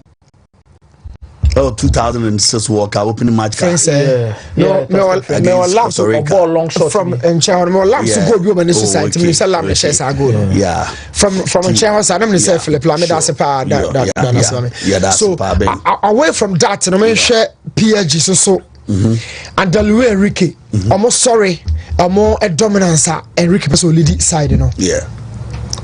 Now so a new attacker or the profile between their ball a first 9 row no and answer between a boy Jumana Osmani Dembele ni ho a entosini me say Capo me chirem ka crossing new attacker yeah one case a center forward one case a winger yeah I say attacker no comprise of a winger or center forward or whoever wa wani mu ho bia utimi kreti etimi sa she go I new attacker. So let's go into the market and think about even squad with you ma achieve any deal can we squad na baby Russia squad we see ya League 1 no they had 92 goals now 92 goals in the almost also program Europe and everything they did no wasn't down to a defensive strength, it was really down to what message I'm say okay we Michael Chese Lam ne share first goal Torsten Diano was German against Costa Rica and he was it you scored the game goal within 10 minutes and he also check it out because my friend the late goal and no share that's the last goal Philip Lahm maybe a coaches in the one coaches in the bench anymore say Philip Lahm that person could also be right and I said but let's check man off mind me flow no I have it say Philip Lahm as a right back but be a ball free they should authenticate for all of us and he Frank scored his first goal and only goal of the 2006 World Cup in the opening match against Costa Rica. The goal was powerful, long range strike from more than 30 yards. Out of Lam the chef first goal. Yes, and when he late goal 87th minute and Torsten Franks is we are right. Majima said that. I don't know said it yet, so that's how it is. Majima said that. Yes. We are good friends to all these guys. Yeah, of course. We are all learning. So I'm authenticate my boy show no but so I want to say PSG apart from the way you Capo, let's talk about an attacker or your improvement on those players or no more at par because PSG attack na yeka so almost also new attacker na omoda so Kvara omoda so Ousmane Dembele so squad team no ho Zari so imagine what you say couple Louis Enrique Bakophobia but first of all it has to be somebody obe fit into the system so well obeti about force line no or you creative obeti you go such profile here a bit difficult to find in the market. Okay, maybe man for you kakra man for me nyadwene but I would have to do that now come on me would no me would based on the fact that the Champions League Omaji Ligue 1 aje French Cup treble eti wo po bi a on me mediocre atena bench wo po bi be compete referee that top num Capo wo po bi the extra dimension from the Gonzalo Ramos edewo the Colomoni okoye de ba you are looking for a different dynamic profile. Let's talk about Luis Diaz from Liverpool. Luis Diaz the second Capo go ni she onim create ma dwene kire me say Liverpool squad no omo man no confidence need the starting spot so me shemu a Capo Luis Diaz PSG squad no betimi ahye ne mo bi Bakola epimura Luis Diaz a matured a South American forward and Barca efani den kan game no on your shot in that regard obetimi babeboa Ousmane Dembele kra no me dey to Luis Diaz ho in terms of game intelligence no Luis Diaz wo. But I am not talking about Mumi potential. I'm saying intelligence. Luis Diaz will go to Shapa. He's another player. Karima Adeyemi, what he say? He's in bad profile, so bad a shot up because our speed, technical ability, no so. In the final third or the mobility to move around the box. Nanadia Hame power Karim wanna say. Or the key of number one a couple one-on-one situations. No, about Kobo not watching it. Karima Adeyemi. Or the bibia be ma o do box no ho a coach ni ntimi nya bibi mu ano enu ntini maka se trainer to dada trainer to okay it was the rhythm of the attack no so offer okay nya afi ne be se mre opani ti shem na fit ne Karim was speed on board the ball na ne dene ofa o wi abo o defender pass sign but go do box no ho bit ma ball na to atwene. He has to be an improvement in terms of the finishing skills, you know. Another player, if say Adeyemi esi nchen metimi aboni din so be fit squad we no. In my opinion, no, and yet difficult so and yet currently so be ba Martinelli of Arsenal. Okay. One so back profile no. Yes. Ultimately the line no or speed on the ball na so ball. The goal scoring ni soro the finishing no but obobo so to say Bakola money desired way mo ebobo mu di Luis Enrique would have to be in the market and look for such a profile because but be in the team na ba Drew no. So benye bibia ba be so it has to be somebody or they ba so him mean of tournament person a bad profile. Okay. When you know a game or Petrofia a PSG squad no no fitting who into it. And so buy away from that I call Club World Cup so.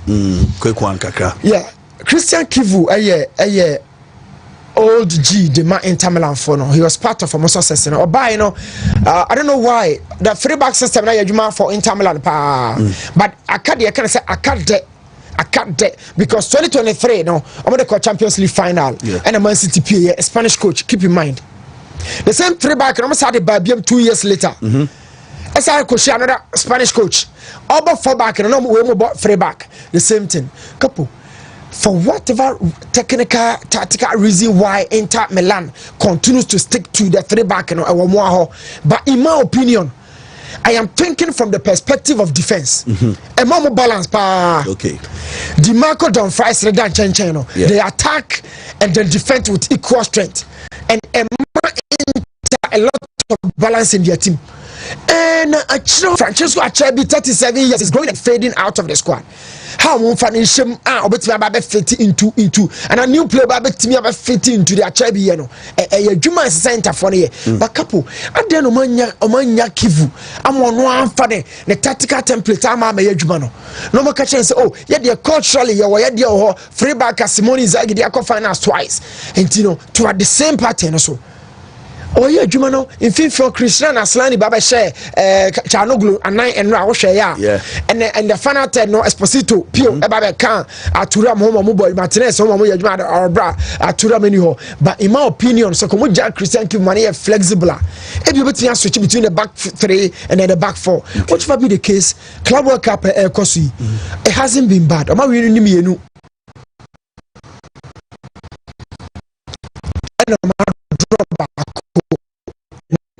so o ma win 2-0 whichever way be kono e ho enyam Serie A no adwuma Napoli here the Juventus and of course Europe the Babia Simone Inzaghi diom kodru no Christian Kivu the new face of the three back no betimi Inter Milan akwa kodru no Capo okay minimum breno so be call Messiah obadia I mean komra emu eda ho na maba ho na wa beto so em say we ye can say we Koba tell to say was it Marcos Asensio betimi abo force 9 pa aye adwuma no said na wo si cheche wa de no Asensio Marcos Asensio betimi abo Asensio former wa Paris Saint-Germain ho afi and I think say Mauricio Pochettino. Yes. Mauricio Pochettino.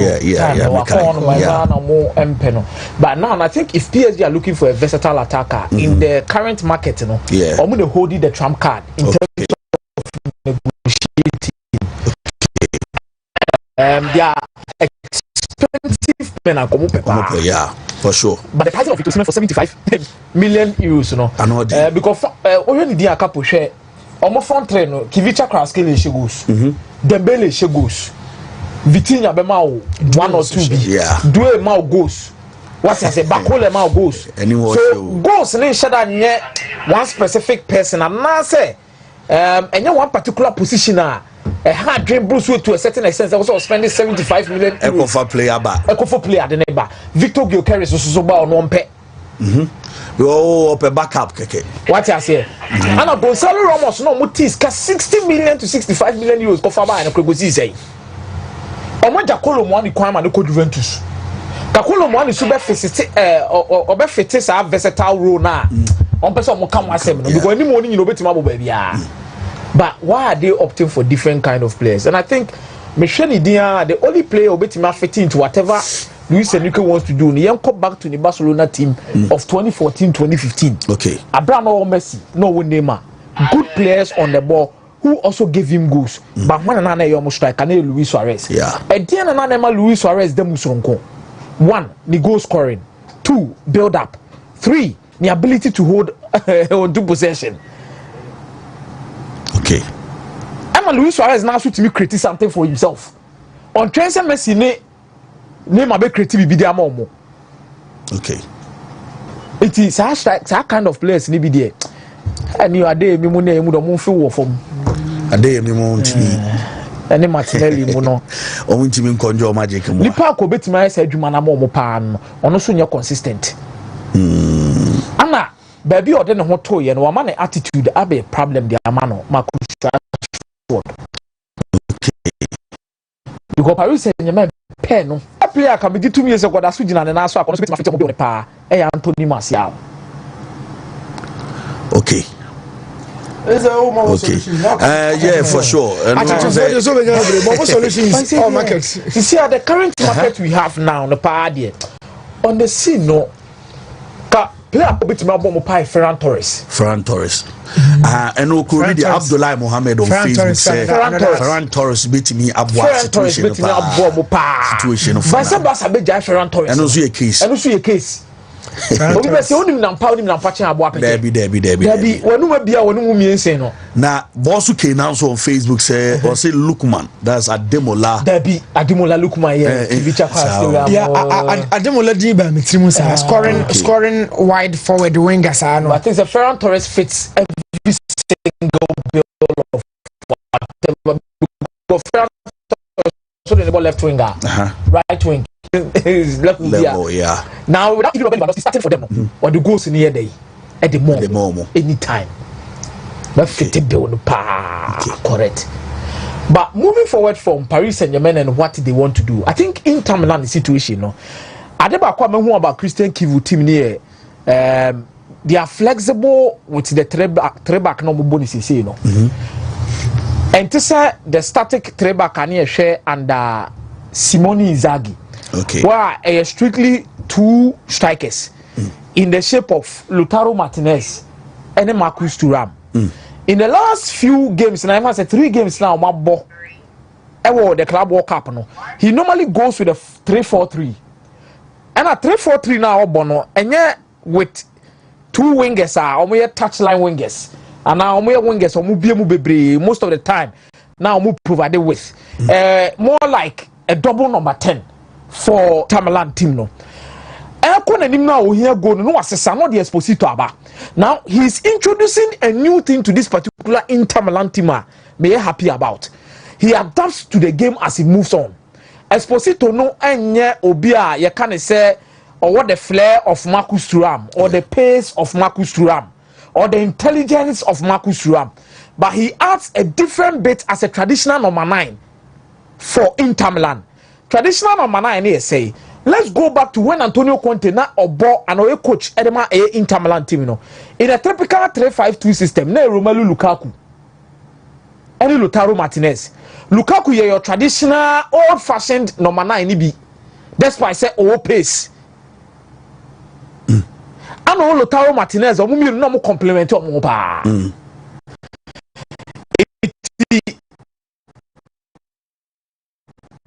Yeah, build it up. Ball free for the ball. No, Romelu Lukaku.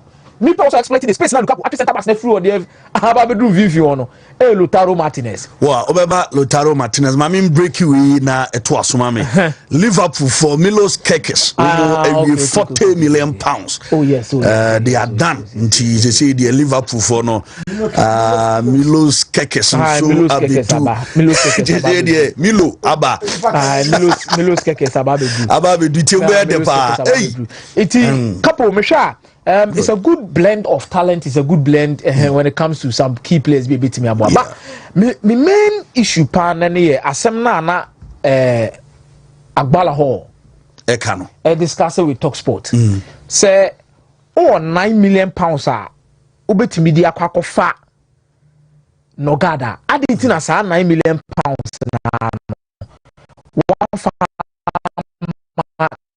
Master Party. Now, these are two players with distinct abilities. So I can say two players with distinct abilities are meaning say Obiana and the style of play. And the kind of system are fitting in. For Thomas Partey, he is your deep lying playmaker type of midfielder. Okay. Nogard is your old fashioned typical DM, more concerned about tackling and intercepting than controlling the tempo of the game, or more or less helping you dominate games like a destroyer.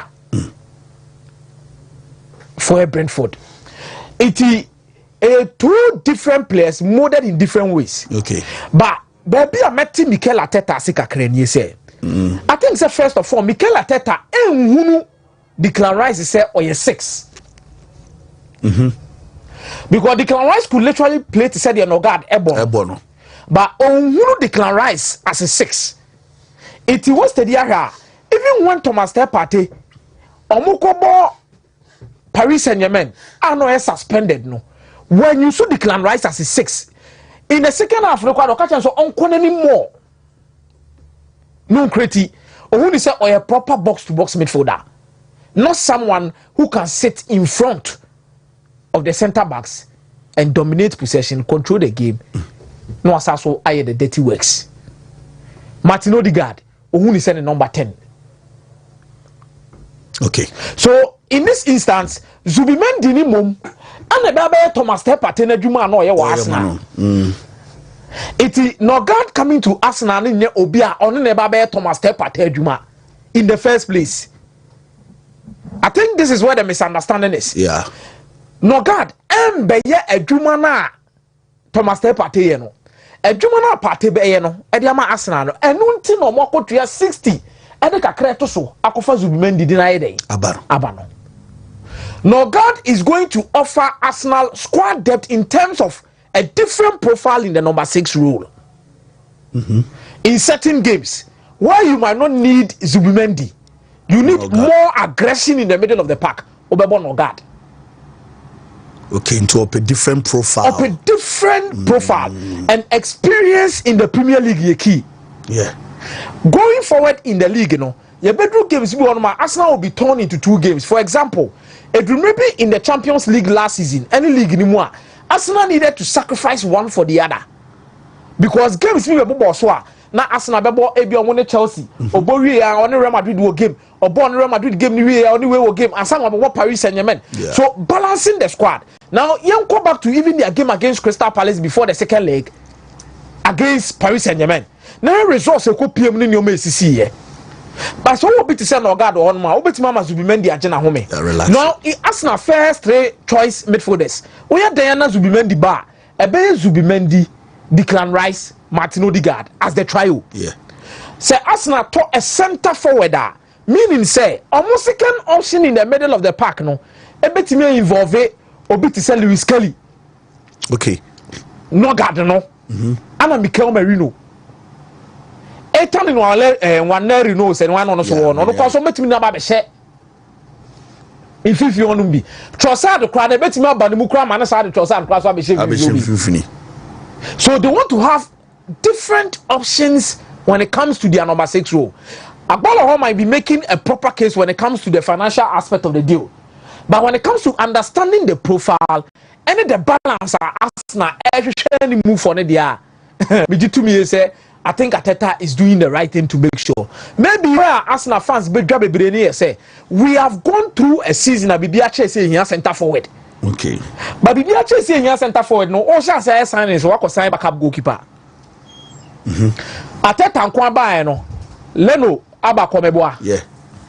Ateta nkwa ba no yehu Aaron Ramsdale omeboa. Sure. Hwe goalkeeper sabe twetwam Arsenal ansana David Raya. Ensoba. Then once I kofa Kepa. Ana Kepa na ode ne ba backup no Kepa eye goalkeeper me sure say he's so much okay being a second goalkeeper. Yeah. Because at Bournemouth, when you have a very good season, she Bournemouth for results are no munya. Yeah. She there were games that literally he was the best player for Bournemouth. Sure. So over Arsenal, first of all, teams also ban over pressure by first keeper. So having 2 goal personal, I send Aquadiama Arsenal in recent times. They be just about Kodia before they get to including Emiliano Martinez or number 1 Edema Aston Villa. It is supporters need that or deserve it also number 2 who's a cover player at the number what's a cover midfielders near 2 Zubimendi and Odegaard. You see he has center forward. But I'm also trying to tell the supporters it's a transfer window no you top players only in June. And normally no most of the teams will love to start their transfers in July. Okay. Because starting July now, the books now for last season now, normally you close it and end it. Okay. June, maybe a June 30th. Normally be so July is a new fresh thing going into the following season, new chapter. So from July, that is when you see a lot of activities. Yeah.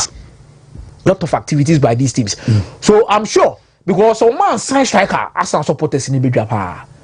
Si so the keka kone there Benjamin Sesko na still na Mikel Arteta push for no wade Gyökeres na hang give him and Gyökeres in sense am na ekoso no unless we Mendes mo be broker deal no because it's not going to be easy realistically clubs and ben because obi am pay drama nowadays we am pay drama so if you have a problem with your club sort it out with them. Yeah. When you're almost sorting it out, your agent never be catching say ABI and my day. Yeah, then na class na bem. It will be nobody is going to make an official bid for Gyökeres now. If the situation is not solved between Onuni agency and the Sporting CP. Not saying he's not a good striker. Yeah. But Obia Pedrama. Obia Peso Nyabotre. Nan your money Korea. And your baby see a kind amount, no baby see a kind at the amount. I think that is where they want to sort their issues. But Mikel Arteta is bent on signing Benjamin Sesko. Ofilisa Sesko man a different profile when it comes to attack no. Because Sesko no can have it obetima rotate experience we boka kakra. Last season Krebe recorded Gabriel Martinelli. Obo as number 9. Say and also betima another option for them. Yeah. But if they want to fight for the league and fight on all four fronts, because next season expectations will be high. Sure. Untimi enko 4 seasons without the league title. They be open one expectation you need to win the league title. And I think next season is going to be an unforgivable season for Mikel Arteta. Obi no den ho be che no. Untimi ma excuse bia ma no ho ntono. Ti onye na adwuma ye hihye adwuma ye. Number 2, what's the standard they are more in the Champions League? Yeah. O first one I call quarter final. O second one I call semi final. It is the next one. Obi say one year crown semi final no sabo. Yawu Luis Enrique. with Paris Saint-Germain. Yeah. Oba semis no bebo emeboa. What team ya the next level at the team na ko yedai akwakoje. The moment you drop off guard, especially when you have been at a club for this number of years, signings are why I think next season there Mikel Arteta pressure na dane so no. Ebi ade so munya abotre no me signings ni anya sa. Na so be shipa. Lastly na me fancy na Mike Sombrem. Okay. Share the Club World Cup. Over here, this story be. Yeah. You see, the number 10 jersey for Juventus is very sacred, especially when it was won by Alessandro Del Piero. Del Piero, yeah. Share what he did with the jersey. Even on the Crampo, the Beja Wakon, and himself Carlos Tevez, Munina Beshishi be the coin. Pogba. Yeah. I number 10 jersey. Now to Kenan Yodes, who is a Turkish who have come to Juventus. Akoda no talent no honey potential no, but I think he's gradually getting himself molded into that role as a leader of the team.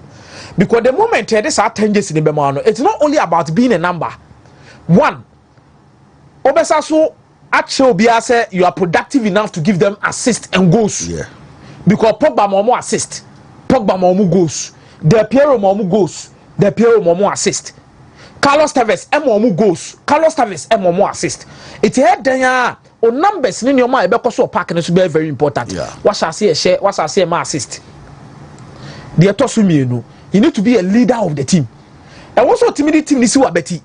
A brand new memoir day you need to cause a certain change within the squad. Say me who? You pay. Yeah. Games need be starting and you know Manchester City bebo at the Club World Cup. Yeah. Last season, my friend say first season be obeshe mo at least na or peke your man kaka Allegri abebo but and I go to you though. Ya hu nyoma wo ya nkete he needs to hit the ground running and show Italians ne omo ye Juventus supporters ne say Edumano obetimi aye na Jesse no aduma no wa beje ahye he's going to be the star man. But I think the next level he needs to go after say why productive what taking on the leadership role is about branding himself. Because in a football na ye born any PR ne no man na ekom no akoda we no me say nka osi akan wo baby fufuru bia ka me say tag ye dey born ne prizes ye dey to no so but the talent and the potential no e was suru bebre o hani bia no wani age say he's a quality player but then you nyina ba kohwe Juventus in Manchester City who tops the group and I think one of the players about kohwe Brandt Fan Kenan Yodes in this particular game. Well, thank you very much. We Kwabna Morgan will say Akumia is making a lot of sense and is making his submission more understanding. More Jonathan Maxwell Action say for Arsenal, our major problem is Mikel Arteta. Problem no pa ni Arteta no and no de omonso de aba the balance so share 10. Yes, yeah. Man for HM. Mike, sporty man and so the sporty man. The sporty man. Yes, the now sporty when man. denim jacket and Now the sporty man. When a denim and a faded black a jacket and a shirt. A jacket. Oton we na min kotobi. I am a fepa. A jacket. So opposite your stadium or opposite stadium. Let me OJ menswear. And we are no acheme. Opposite Madame Fupi or ano. Some call by me. Obey or come. Kwabumidi. Marco Pevia to a papa. Capo. Mike, the sporty man. Oh yes. So before I crash a bad story now, about Chelsea in the sporting CP. Yeah. And it's a near dim komowa. Mini will be either Comia and Stivo. And I may catch Nipan say, I think say Chelsea for no in 2023 or more call sporting CP also more disike kwako shem no. Omo ye yampa behind the scenes. Okay. Opsha kwanya Chelsea in sporting CP to mean smooth negotiations na. Bibi wechi. Okay. Ntienya me wanwa say development about say Blue Co will still want to invest. Maybe so but the reason Arsenal perhaps did not extend or renew with Partey, it goes beyond football reasons. Sir. Yeah. It goes beyond football. A footballer. Partey should have continued to be an Arsenal player. True or false? Sure. Zubimendi new. He will need to adapt to the terrain. Normally, coaches will love so binyo beer on any bebo naboa. Yeah. Ideally, that is what they want. Again, Jorginho a free team name. So it means Arsenal are not just losing a number 6, they are losing two number 6. Into Jorginho, Partey. Yeah. And I think ideally, judging by competitions, Arsenal bebo, the Champions League, the League Cup, the FA Cup, they would love to have many options. Okay. Until the idea, separate and says will be many crowd or double up, no more options because season is long. Due to the intensity, it brought to me bad issues to me bem. Yeah. Until and a basana or squad depth now sorting out those issues. Good. But again, it goes beyond the football explanations. I any in Ayedebemau. Sikasem will be a factor. Partey is one of the highest earners in the Arsenal club. And Arsenal Elko no. They wouldn't want a player. Partey the same.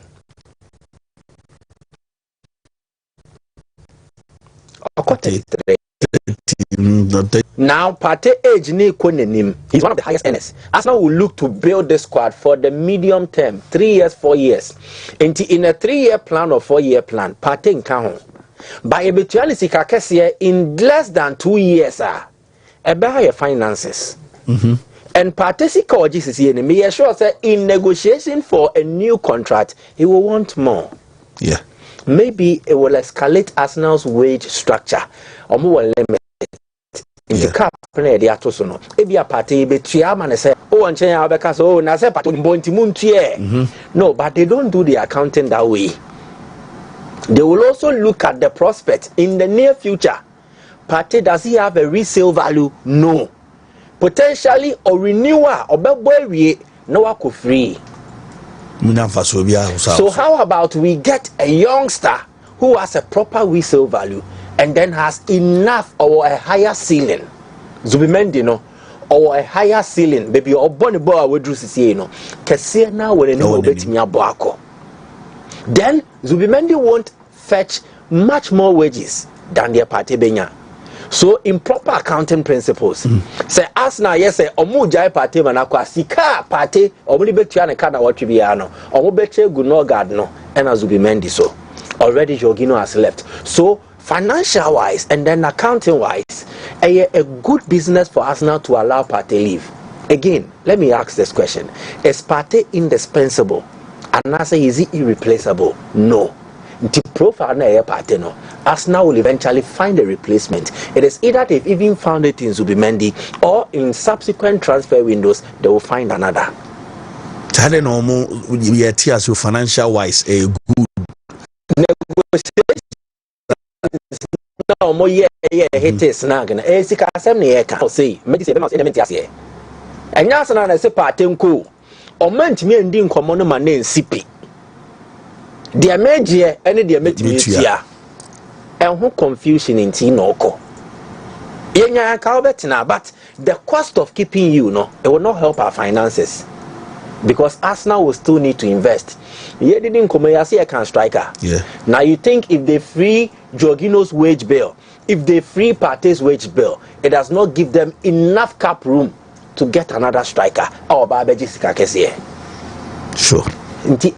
Financial accounting nonsense and no more football there.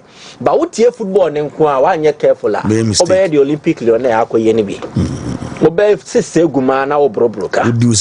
Exactly. So you need to be a bit tactful in your approach. And just send their fact. Again, the other issues which yet mean the home come I want from it. And different outside football crowd. Okay. And they ain't mean the home come. So say Nyoma ho Arsenal ne Partey issues numva. Oh yeah. Oh there were reasons Arsenal at a point in time not more posting Partey picture crowd fan to social media. Say be exactly. And these are some of the issues that were Partey is a fantastic player, and I think a career outside England yeah, after Arsenal he should leave England UK. Okay. Sika na Arsenal de man no. On club be UK presently Montier says Kanemano. If he moves to Spurs, they can't pay that money, and then he will be an enemy for the Arsenal fans. Yeah. Or call Liverpool won't pay. Sika or Joe Arsenal to see a grand farmer. Now, then Chelsea the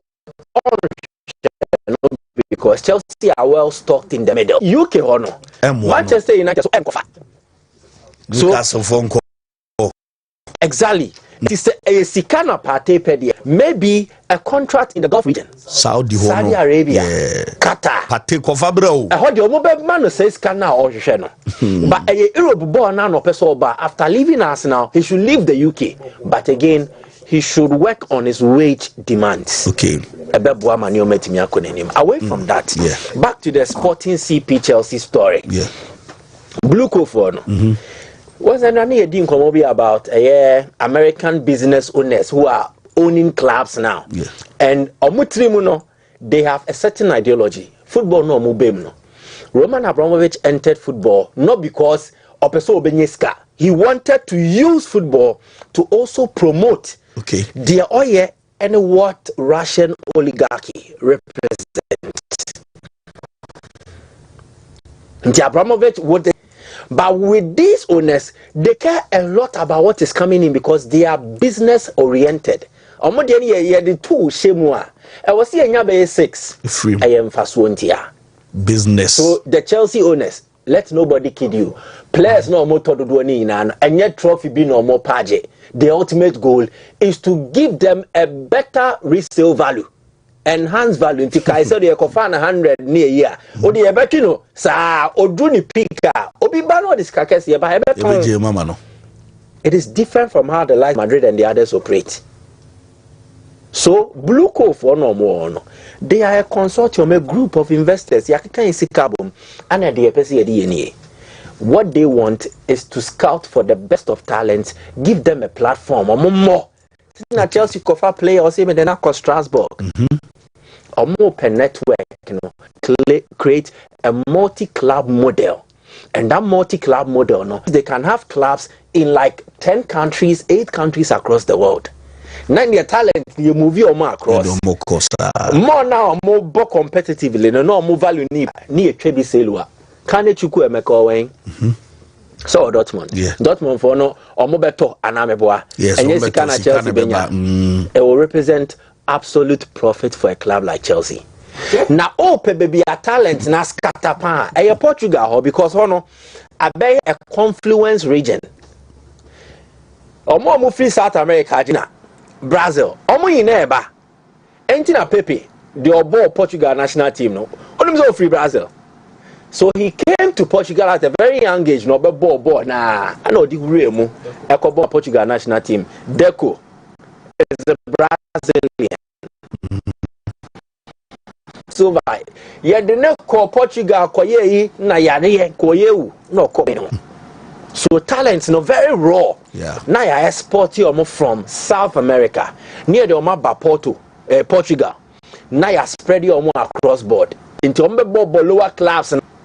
Famalicao ne AVS ni we ombe no omo heavy kakra bia na Benfica Porto Sporting CP no makofa Chelsea mpenifo emi sure say omama almost cow say de hudwuma.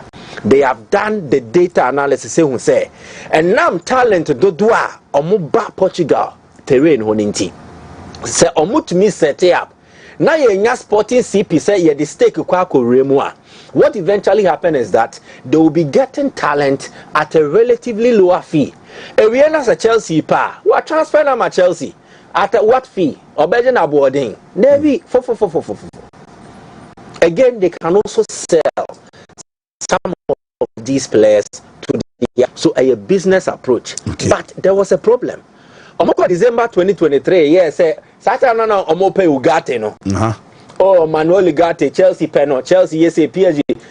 They discussed the possibility of buying Sporting CP and Kosiaga because Portugal, they also have a structure of club ownership. Okay. Clubs, no. Obe say FC Porto ni actual SAD. Sociedade Anonimiso away me word ne the amount.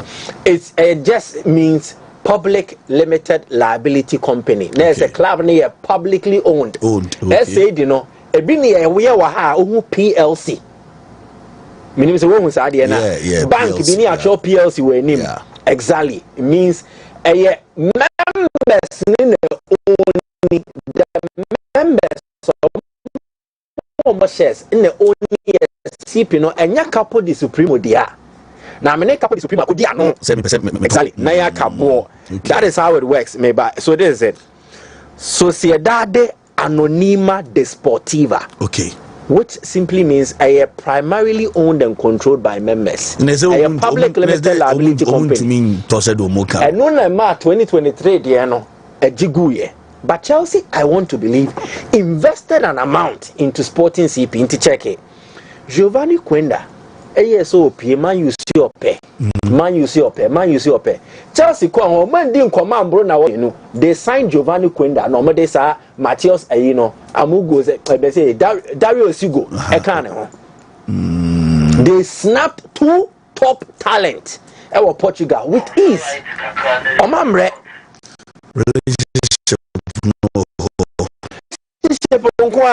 and relationship with now man you for man of fast sport sure relationship but Chelsea went there easily to get price asset and not talent in price asset and not Sporting CP hold you omu dear omo for omo mayo but matter omu egu Chelsea and Sporting CP no be bishop continue as yenim eventually that desire, that interest to still invest and then own a share. I was Sporting CP Munewo. They are exploring opportunities because Oko fans ne wa. Your baby Saudi, any baby a free ba. Ona bay na opesa obefa Sporting CP because omo brother. Rafael Lea omusikana nansi omudi CC omo ho a omagina so. So the fans will be skeptical about any move to change the ownership structure of the club. Okay. And yes, idea yendidi makrakra. Yemfa kuntunas yemran komo kakrakra. Then eventually when we see a loophole, we'll try and then buy a stock in it. Okay. So that is how the Blue Co are trying to operate. It will be difficult, but it is not impossible. And when they get Sporting CP, they have established themselves in a terrain. A year blessed with a lot of raw talent on Metmiafa, a develop PB because I'm be of France. France see a hotbed of talent. Yeah. Mali, Fornes, Senegal boys now. Exactly. Yeah. To Nebu Portugal, no sorted the Southern American region. No. Yeah. Opa, oh Nebu Europe being Neni Breswa. No, of course, Seti up was Scandinavia region, but more talent na or more value no from Kakra. So that is how they want to operate. And they are very smart. I say, you have talent in there. This is structure your football ni ye. You have talent or money value. Okay, so last year in the free Ghana Echo international transfers, and drew $8 million. No mama. Investing into football, a boy was so. But Tonwa and Nam said the way I structure it, our football structure him. And to play I friend Akumia, already 22, our books muno, or Momun is already bear 27. Then Nevalu, so Bessans were developing it beyond a technical profile or a lot of deficiencies. Wow. And it's all final at 22 no bebre. And the side of fan bay 15. And I'm a catcher on over 398 international transfers involving Ghana. Just $7.47 million near Tonya. Your talent, no, but by intimate far value beyond can where they say any go there.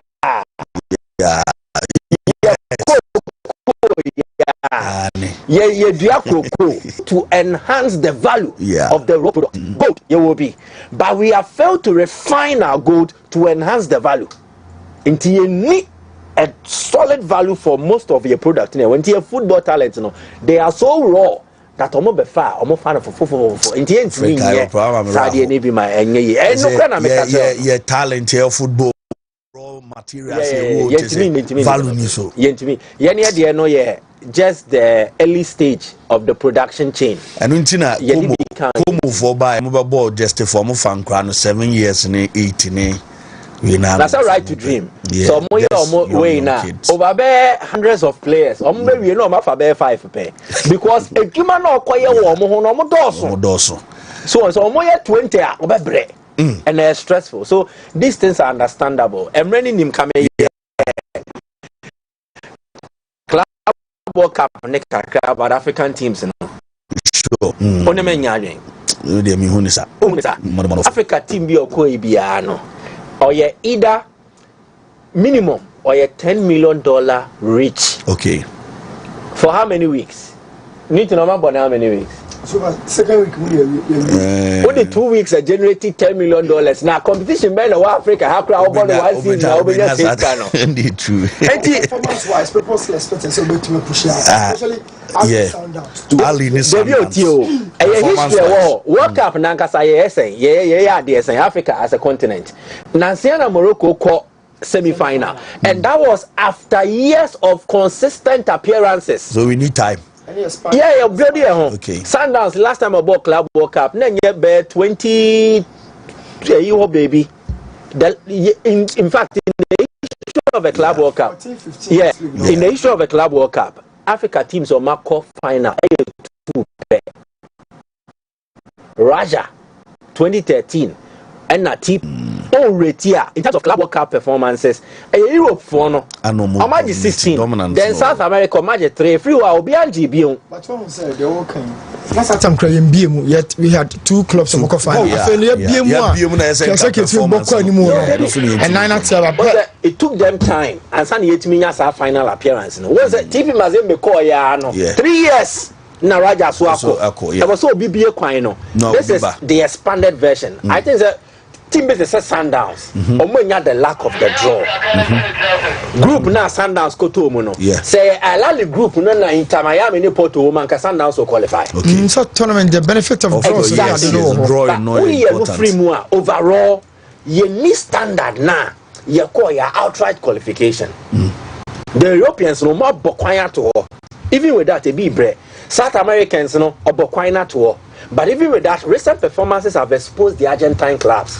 Copa check Copa Libertadores, Let's check a River Plate, Boca Juniors. The last time they played the final of the Copa Libertadores, so was Brazil clubs need dominated. Why when I qualify? True, me aside with Mikio. My problem is we are disappointed so much, so much. At least, especially in NBA, we've had Mazembe, we've had Raja, Mabora finals. Then this time we have clubs in say Auckland, or baby, Align for baby Dortmund. Oh, Sankrafo no make here mo bro so imagine say Sundowns Konya Align Anonya Auckland Acadian and Quebec. So Sundowns is the only exception here. I think they do not really have a good group. Then for the North Africans, omo wa ha no mo tia yo.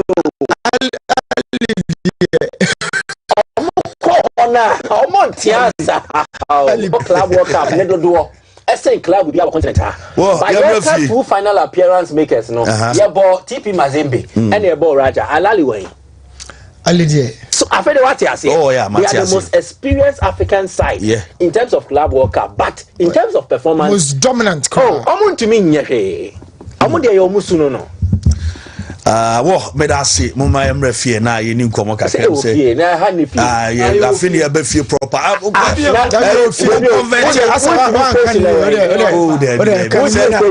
na mo America sisi na wo ka club wo ka pass it me do ya tell ka ela ni take catch us o se ba go Jordan wula ni no me te ka ma oni ma ka Jordan ma €125,000 mami se babe mi loka no to see this akomia €125,000 team bi so Tony player or Ghana ha €125,000 and me boga ti a utile ni euros ni pounds akomia dey sending this country akomia I want to send it €5,000 say Mbodi. Oh, Mati me. Obo just check it. Check my. Oh, Debbie. Almost Jordan, you. So I done for the Jordan. Debbie, Ninia UK. Okay, last month you had sent £2. Debbie. Hey, phone bra. It's a convert to club you or say or Tony play €125,000 in tea. You ever na be doing come on. Yeah, €25,000. Ghana Premier League player. Premier League player.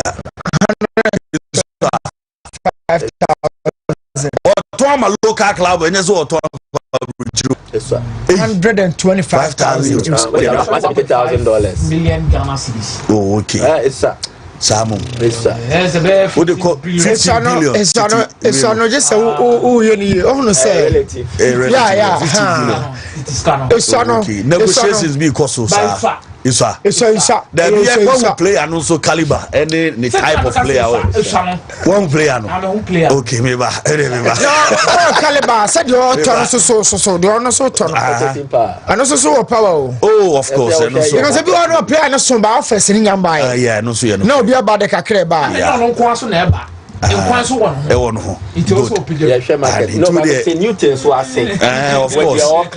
No so Newton so dey no. De bia na obegiska no ya wakasa bi ene nyome bia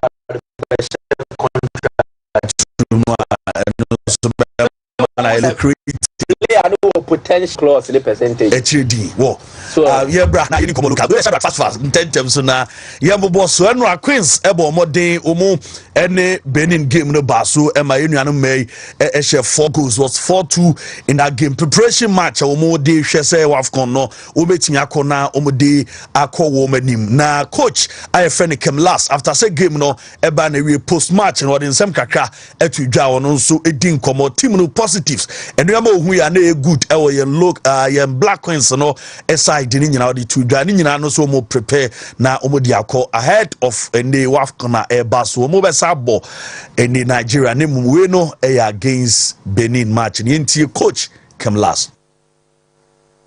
In the middle of the first half, the ball is really windy here today, and the ball was a little bit more played in the air than on the ground.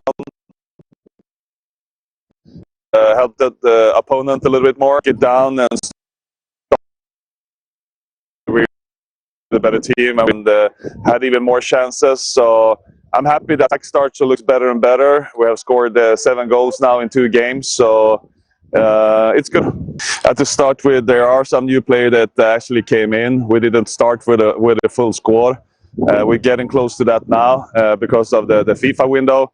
So of course you want to rotate a little bit because we hope it's going to be a long tournament with many games. So we can't just rely on 11 players. We need to have more players that is ready to play, and we have a good group. So I want to use as many as possible. And Galka empany fonso a presentation the Emma we organizers no Gaka woman na ehwese nyame adoma presidential cup e baso no wo metimi aboa na nuama enso etimi akokamenti womo edi JC no Emma phobia for no JC nyame adoma womo ese wo metimi edi abo tournament ni dem the Emma Johnson also enso join Kotoko Johnson ese ni dream any saying so join Kotoko no so say na oso nyina no na ohwe se Kotoko e club ono ebetimi abo na wabo aboni yipa wode kakra etu dwayentie abrantie Fen Johnson owusu kakra wono editu after say sign the deal at the Macrobia Kumasi Asante Kotoko Johnson edi kakra etu dwa.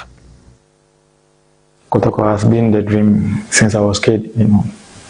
Me growing up, I wanted to play Asante Kotoko, so having the opportunity today, I'm very happy. What did your agent's management tell you about Asante Kotoko? How did you receive the news of a possible interest in you? And was this something that you struggled to decide on, or it was a straightforward decision for you? Yeah, as I said, yeah, they called that my service. On the phone I answered yes. I did not say anything, you know. Because I want to banafi wabebo Kotoko na enra ewo adako jachi Kotoko enso justify eko so ewo ho na said enuama isikwe no enra na Safu Duku Squad communications director at the Macrob enra wono be monitor proceedings ema ehu said enuama sitie na assessment players no mo buy no ohu omo de mo se omo mo babo justify no Safu Duku enso edina ni hwemu na so che na dwen efa omo o mbedi dwuma ewo agropama no so no ekasa kakra edefa yebeti Safu Duku Squad kakra wono nso ehu ye ewo mo a omo be justify ewo adakoja achini nti kakra ode tudwa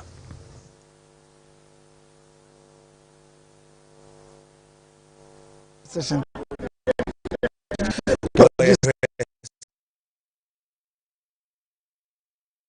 time, I think we would have given them enough time to demonstrate what they can do. All of them are to report tomorrow. Usually, we would have asked some players to leave, but we thought that just one day will not be enough to do a proper assessment of them. So let us give all of them the chance to come back tomorrow. Probably after tomorrow's training, we may cut down the number to a reasonable size to make the exercise more effective. Enra, as much as 25 players and Enromo Baya no Mubeso Mahu Dianshewa Dekojachi Ismail Dede, formerly of Dreams FC, no a pact of Omoa, Womia trials, no Emmanuel Ajman, Bedu Spirito Zaza and Senra na Owanra no Sujinam Dindin ana futures and so one more players Miansa Ebai Ebeso Maho Day and so Eshe Salim Ebai Nanyas captain no one captain future stars team no one be Jim na Samuel Quartin or division 1 no zone 2 na ono ana or set 13 goals ono so by Enra Ebe boy Juma Nanya Semetuana Samuel Ose Junior ono so attacker ono so a baby Enra Beso na ho din she na Ore Kotoko team na only 3 registered players and enroll mu training here Zakaria Fuseni Francis Aqua and Michael Sefa only 3 players omo etimi trainee enra na program no ebe continue and Thursday Friday training session and so because so justify no omo ebe to aso na afi omo hwese nuama and so ebetimi ai kama na hwese first team players no more and so betimi a report ewo training na bibia kama Saturday woman boy friendly game na nyame adoma woman rest on Sunday na Omar no woman so ebebo justify no we player party kwakra na omo the president Capo no ahihye so nti kotoko run down no enie ayedonsem enso ede ma kotoko erese abranche friend say Benjamin Sivenyo 17 under 17 player no former under 17 player womo rese Benjamin so omo sabetimi aka na afi wono abeboa a beefy squad ede amoma no enkomo kakra efri ho ede bedonsem enso dem na Sharak unim se kotoko any Kaiser Chiefs womu ewo 2025 Toyota Cup no womu ebebo South Africa na de etene se nyame adoma womu anya the date no about 26th of July ana ebaso womu sis name Moshida Stadium Durban South Africa ho ana basu nti ano ye kotoko de ano efrimu de Durban no nti eno eho news enie na nations officially on say Razak Simpson ye te say Razak NF has edindin koma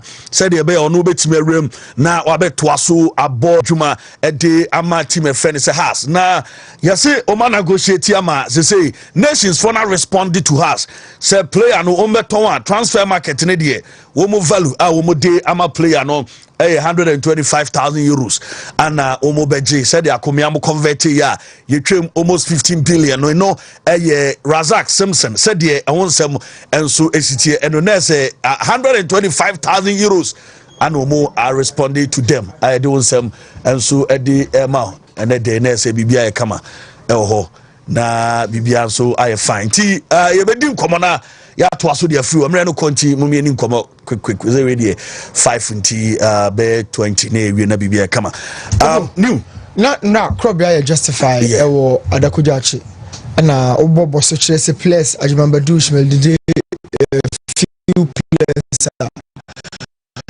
Baba justifies no be na safudu kuso highlight bi bakapo rampe clarification kakra wa ha me nim se benya sa clarification na safudu ku ekasa on technical reasons ade no betimi anya aka kire yan hwe ni ma bi ye run football no at its right course okay nanu ya yamefa polycracy ye e ba court to asem ye kosunya ne ye kwa ha all legal issues no ne ye ko safuduko lawyer is kwa ho na ne ko kotoko justify we the following day one person to us one person to us players that came whatever those technical conversations no eye safuduku adwuma obejina mai kanim e dey no ka kire was on the commands and profile. It's not good. It's not good. It's somebody's job. Okay, clarify my man. After the training session, I'm a corner. I'm say on chair because apparently about so they decided say and the amount schedule of some of the days I war more training schedule and so. Okay. No more fanya justify exercise. And it na me bisa and say, and your own chim kwaya or more fast wa or more yeah no say and rano. Or more yes and combat players in Ibi. But to move in the management in a sense yeah a little mini conference be no more yes sadia. Or more my players nendo more buy and or my sounds what or more like enough opportunities to prove so more can be. But or not there. Or castle or the assess or more so winning bar, he will be unfair. Yeah. Into the if I say our question, is it come be say no? It belongs to technocrat. Okay. Say about legal issues about hono. A football moon couple players are more pay height or more pay positions or more pay all of that. You know, a team for a few chance of control. Something to go to be video. Yeah. To be video. It's a section common. Yeah, mommy and some football, money. And that there are specialties in every angle of the game. Yeah. About administrative, about legal, about marketing, about field, and also a technical people there. Yeah. As far as person me can no. Ba ko forge near my boss so no emwa be am playing the role. Emwa Capo. Then two, odi e yanko two no so mfa ko nyambo tra kom ya ne. O se boy we about we ya chro me two for two ne but e dey aye ne tie for oh yeah. Second one no. A club like Krobia, adan yabo season we no so you justify for players. Or are they up? And to sabe me football adwene mu enye ye da say you call round 34 e league mu club yantimi nya 2 scouts am go around the country and draw 2 players to 40 per the technical team, no technical structure, technical head no demands. The fullback 4 at the end of the season, you know, scouts and the performance analyst for the bow. On my fullback 5, left back 5, central defenders 5, central defenders right 5, GM 5, side position be a 5. So you have about 40 players. Now the sound microphone in Dino call. What presentation, coach, you know, or technical team like I say, oh, right back, you know, when there. Cancel Mudino, you invite you anyway. Yes, I to anyone come. How do you hear we? When the type and say you U20 player, don't you? You remember crown a chance, cancel wedding. You go 6 in so 6 in the last time you wait. No, I cut 40 players or I cut a list no ababia 10 to buy 10. No, you can understand. Say by mentality, these boys, you know, they've been scouted, they've been analyzed, they've been profiled. Some fit here, justify they are the for size. You it's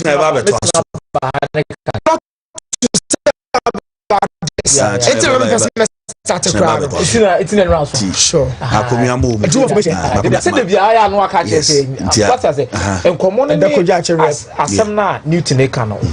Perfectly. The man said the standard that every single club will come, especially with every big club, and also deal with. Yeah. But also they are facts and they are truth. Yeah. The truth of the matter is the Padodona also so empty club nasi. Any the way it here. And a club nankasa so shedante no ho ase. Emfa no gina brebia e also operate as a standard big club. Okay. E okrumu ase. Koroko club no hu nipa doso. In some kind of so doso. New. Ade ba kwa me realize pa ne say last season ogumu ntokwa kese ba kwa onya okotoko ne say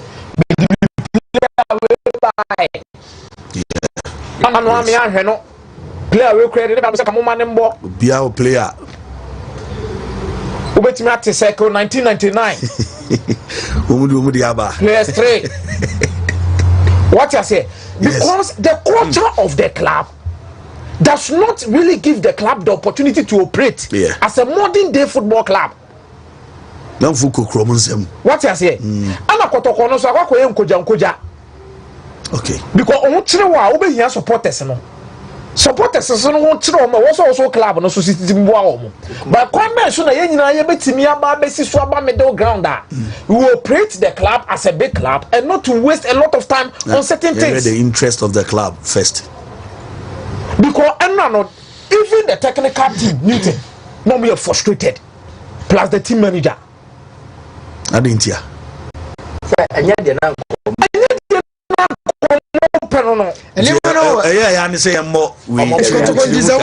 Reality. Yeah, baby training. Then all of a sudden, the players bebre ababeku ye konso. And now first team players or more report here no. Menye sure say no more bro 15. David. Mo come here training and get it. Yeah. And to more report here or more normal shake up way just to keep in shape. Now I'm prepare for President's Cup. Yeah. Then they are presented with this issue. The issue is obi the players aba, obi the aba. And I understand that Kodoko a political club. Kodoko a very political club. A bit me cry by say obi or one baby or ye who influence a club or they very recommend it. Then Omo feel say okay fine. Ma recommend it. Say ye kasa ye sure mo cry na we have been unfair. Recommendations now my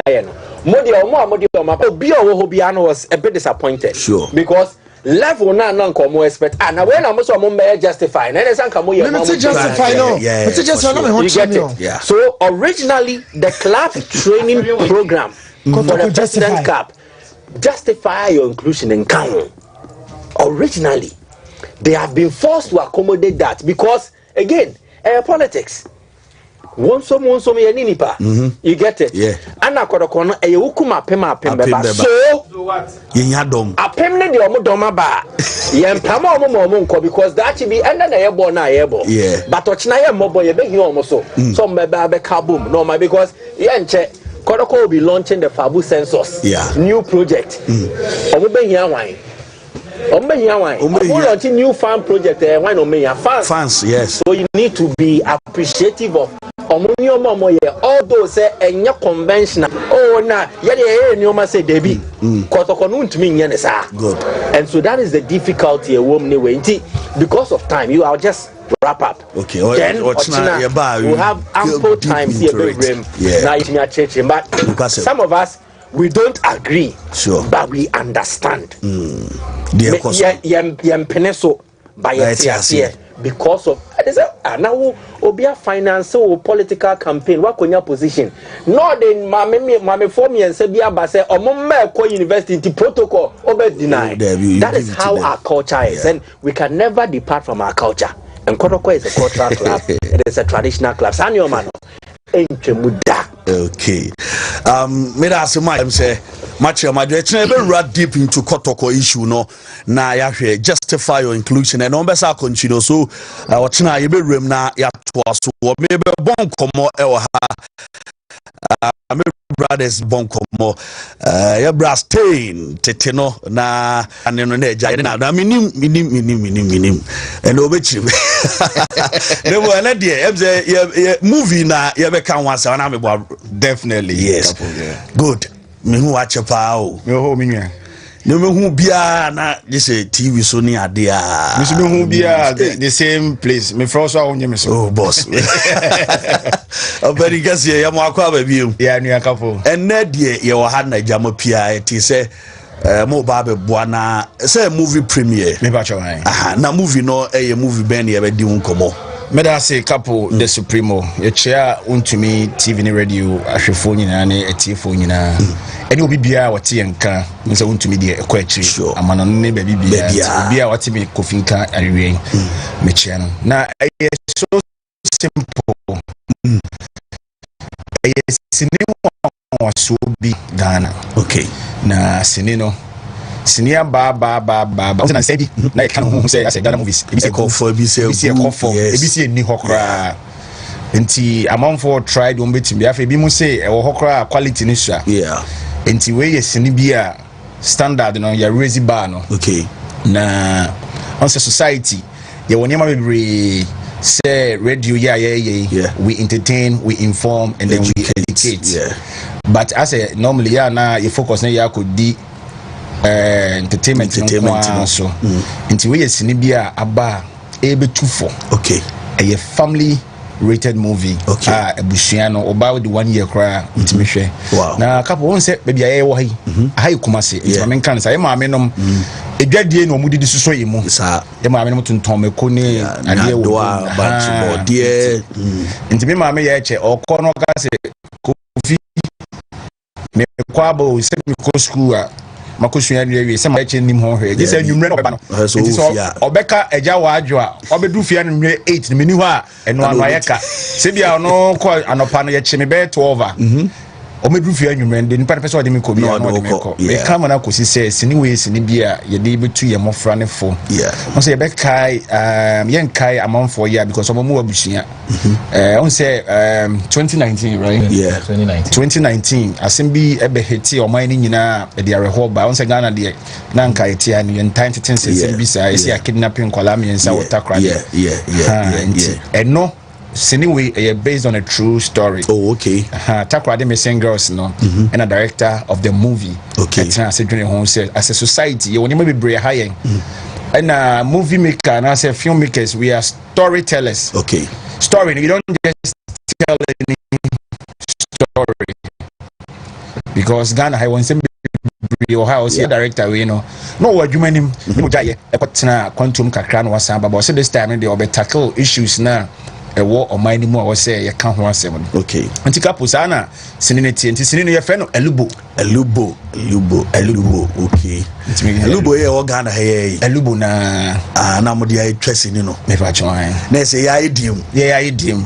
Wow. Na elubo de na esi wo. Elubo the esi wo no say empanifo say kakum. Ya jino kwaku anum kwaku so temi nchen ne. Ene kwaku e for pamodi. Me do the kakum. Boss elubo pato me so match ahwefo na etiefo mo de mo hwe anasa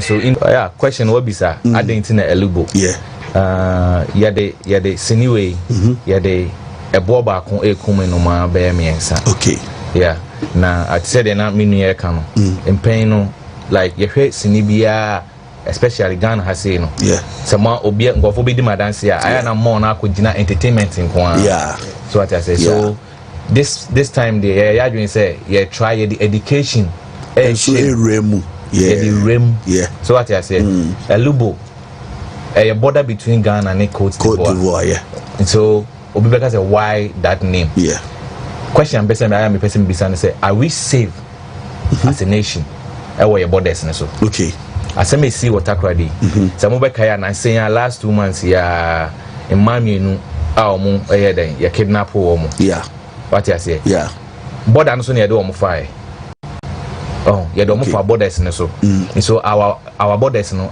is the borders safe. That's the question I Ghana for. So what I say it will be a true awareness na ye create ama Ghana for any Africans say yes remo Ghana penifo baby obia Ghana for ye my borders na any safe okay because nothing na ye some way elubo no so what I say very good and Obibeka's a black market. Ye chichenko for ye kunkumomo, ye yingo for kuma, ye yingo for kid in there, a heat market. I walk room. What I say. It's a Lubo movie. A betray ye marminum, ye nyanketwa, school for a betray almost say, so qua at least oko school. Na say, Obi, Efra will say, oh, what I say. Say so yes so what I say your co school no me dey become senior student say me hwa ade a ye kire ma de na ade no e visuals a e ka me trim okay more essence say obegina no wa church ade no wo yi so no nti ye adwin say ne ye fan to TV so na nkra ne obia nhwe mamefo obia nhwe bi kwa sama okay mamefo no bo nkra no bi o ye na ma yehu utika mu kra bi na akra bi gina woka say obeso ofro ba na onimu very good enti eba ne sa obehu say betima asesa nkra be 10 street it's very good enti say aba ne sa akra no kra na ihwe movie ni bi emzo no so bi we che ni trim say ye nyina obi a yenim no exactly obi a wonimu frɛ wa ye nko exactly wow ya lubo no nsam wo esema we de busua movie o busua say papa hwe papa bi tie ma bi hwe ma mi yeah. I say Omunina. We say from 2021, every prime time I know I say Nipa Ghana for 610, and I referee Ghana. Wow. Yeah, 610, and I referee Ghana. Wow. It maybe say on say, and I say Becca say, and that you'll be. So what I say, yeah. But it's a bit me. It's a quite bad on your befa. A quite bad on your befa. A bed and you bet me a protected young collar. And so a free sir and semi Premier no a dabe once you share to saying ye bano bako ye bani me no at say busuan na baby we no as a family ni na aba and crano so ehu hia because mo na ye chichi wo mu emfo mu mra no mo hwebi stay is share to say Capo, and she said, Yami Aduma, 28th of June. 28th of June, in Yachri, the Nimhaya, or China, if ye, Nemenda, dear Nimuana, ye passing in Hontumana, Director Nabaso, Waya, dear Masubi. In Prepi, no say, yes, Sini Organa ha, Nasi, Sinica Theatre says Siniwina. A premiering Statifi Accra, now for their Cobebia, but you say, no, was his narratives. Or say this time, yen Kumasi, Nemo yen fan call Accra. This is the first time, that's us, you know, and home Eddie Okuma. You can't be Briatis in Inca because of how I was in, you know, yes, it's in Mimenda, and you may not see a very carpet. They are starting to take a picture on Sony at Nas and Yen share, singing on Sui. Never sound so far, Konya area catch a man, say, a bestre, so you can say, two funo. Yes, I can't. When you say Omunim Pa, name me drew baby on Sadia, oh, Yentino. Now, why can it uncle, more money, uncle, and more frano, and home? On say you come, I could be so, I can't want to me, Nancy. You bet you see how you're going to be called my mean, by coming the open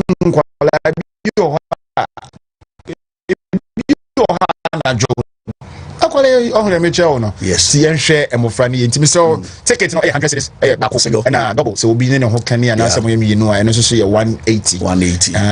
And your short code BIN says you say your modern word in 2 or internet. Director the short code no. He said obit if you know beso to free or to no one from star 713 star 33 star 89 hash. Okay. Star 713 star 33 star 89 hash. Okay. The boss at short code we are waiting a top ticket nibi. Yeah. Okay, good. Now so be a joint Ben MB so be so to be a obenye bi na say day na oba gate so obenye bi ato obi a wintimi access on USSD no oba jointer and I say venue obenye bi day na right.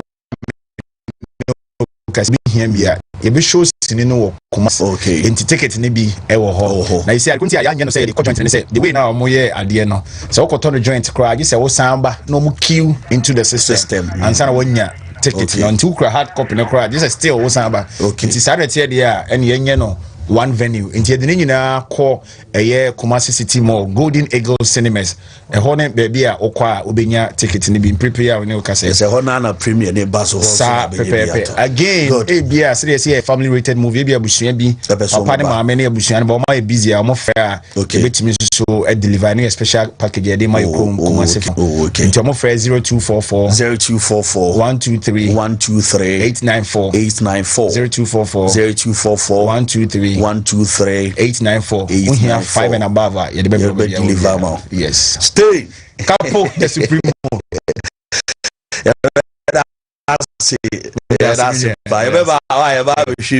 No premier Kumasi City Mall and ye be premier ntimi pa chopa ya mom ye nyina yenko na yenko support na enye fe na bibia nso enye kama na we de mame monkomo ye wie na mame ne nana Jamfi quick one monkomo yes tutu jagunie na wo de den nam wo de nuama bebre na de nam na wie de nam ene de ma fa bibia nhye da ene de ene ye frizo but nemum Capo mu anya de makaya semba woni fancy ne oti kenyina mu anya de oketi ne mu anya de meeting yaba first division mo ka wasem ye ka wasem Sunday na mo buy na ka wasem be kuma sana mo ka Sunday no ye be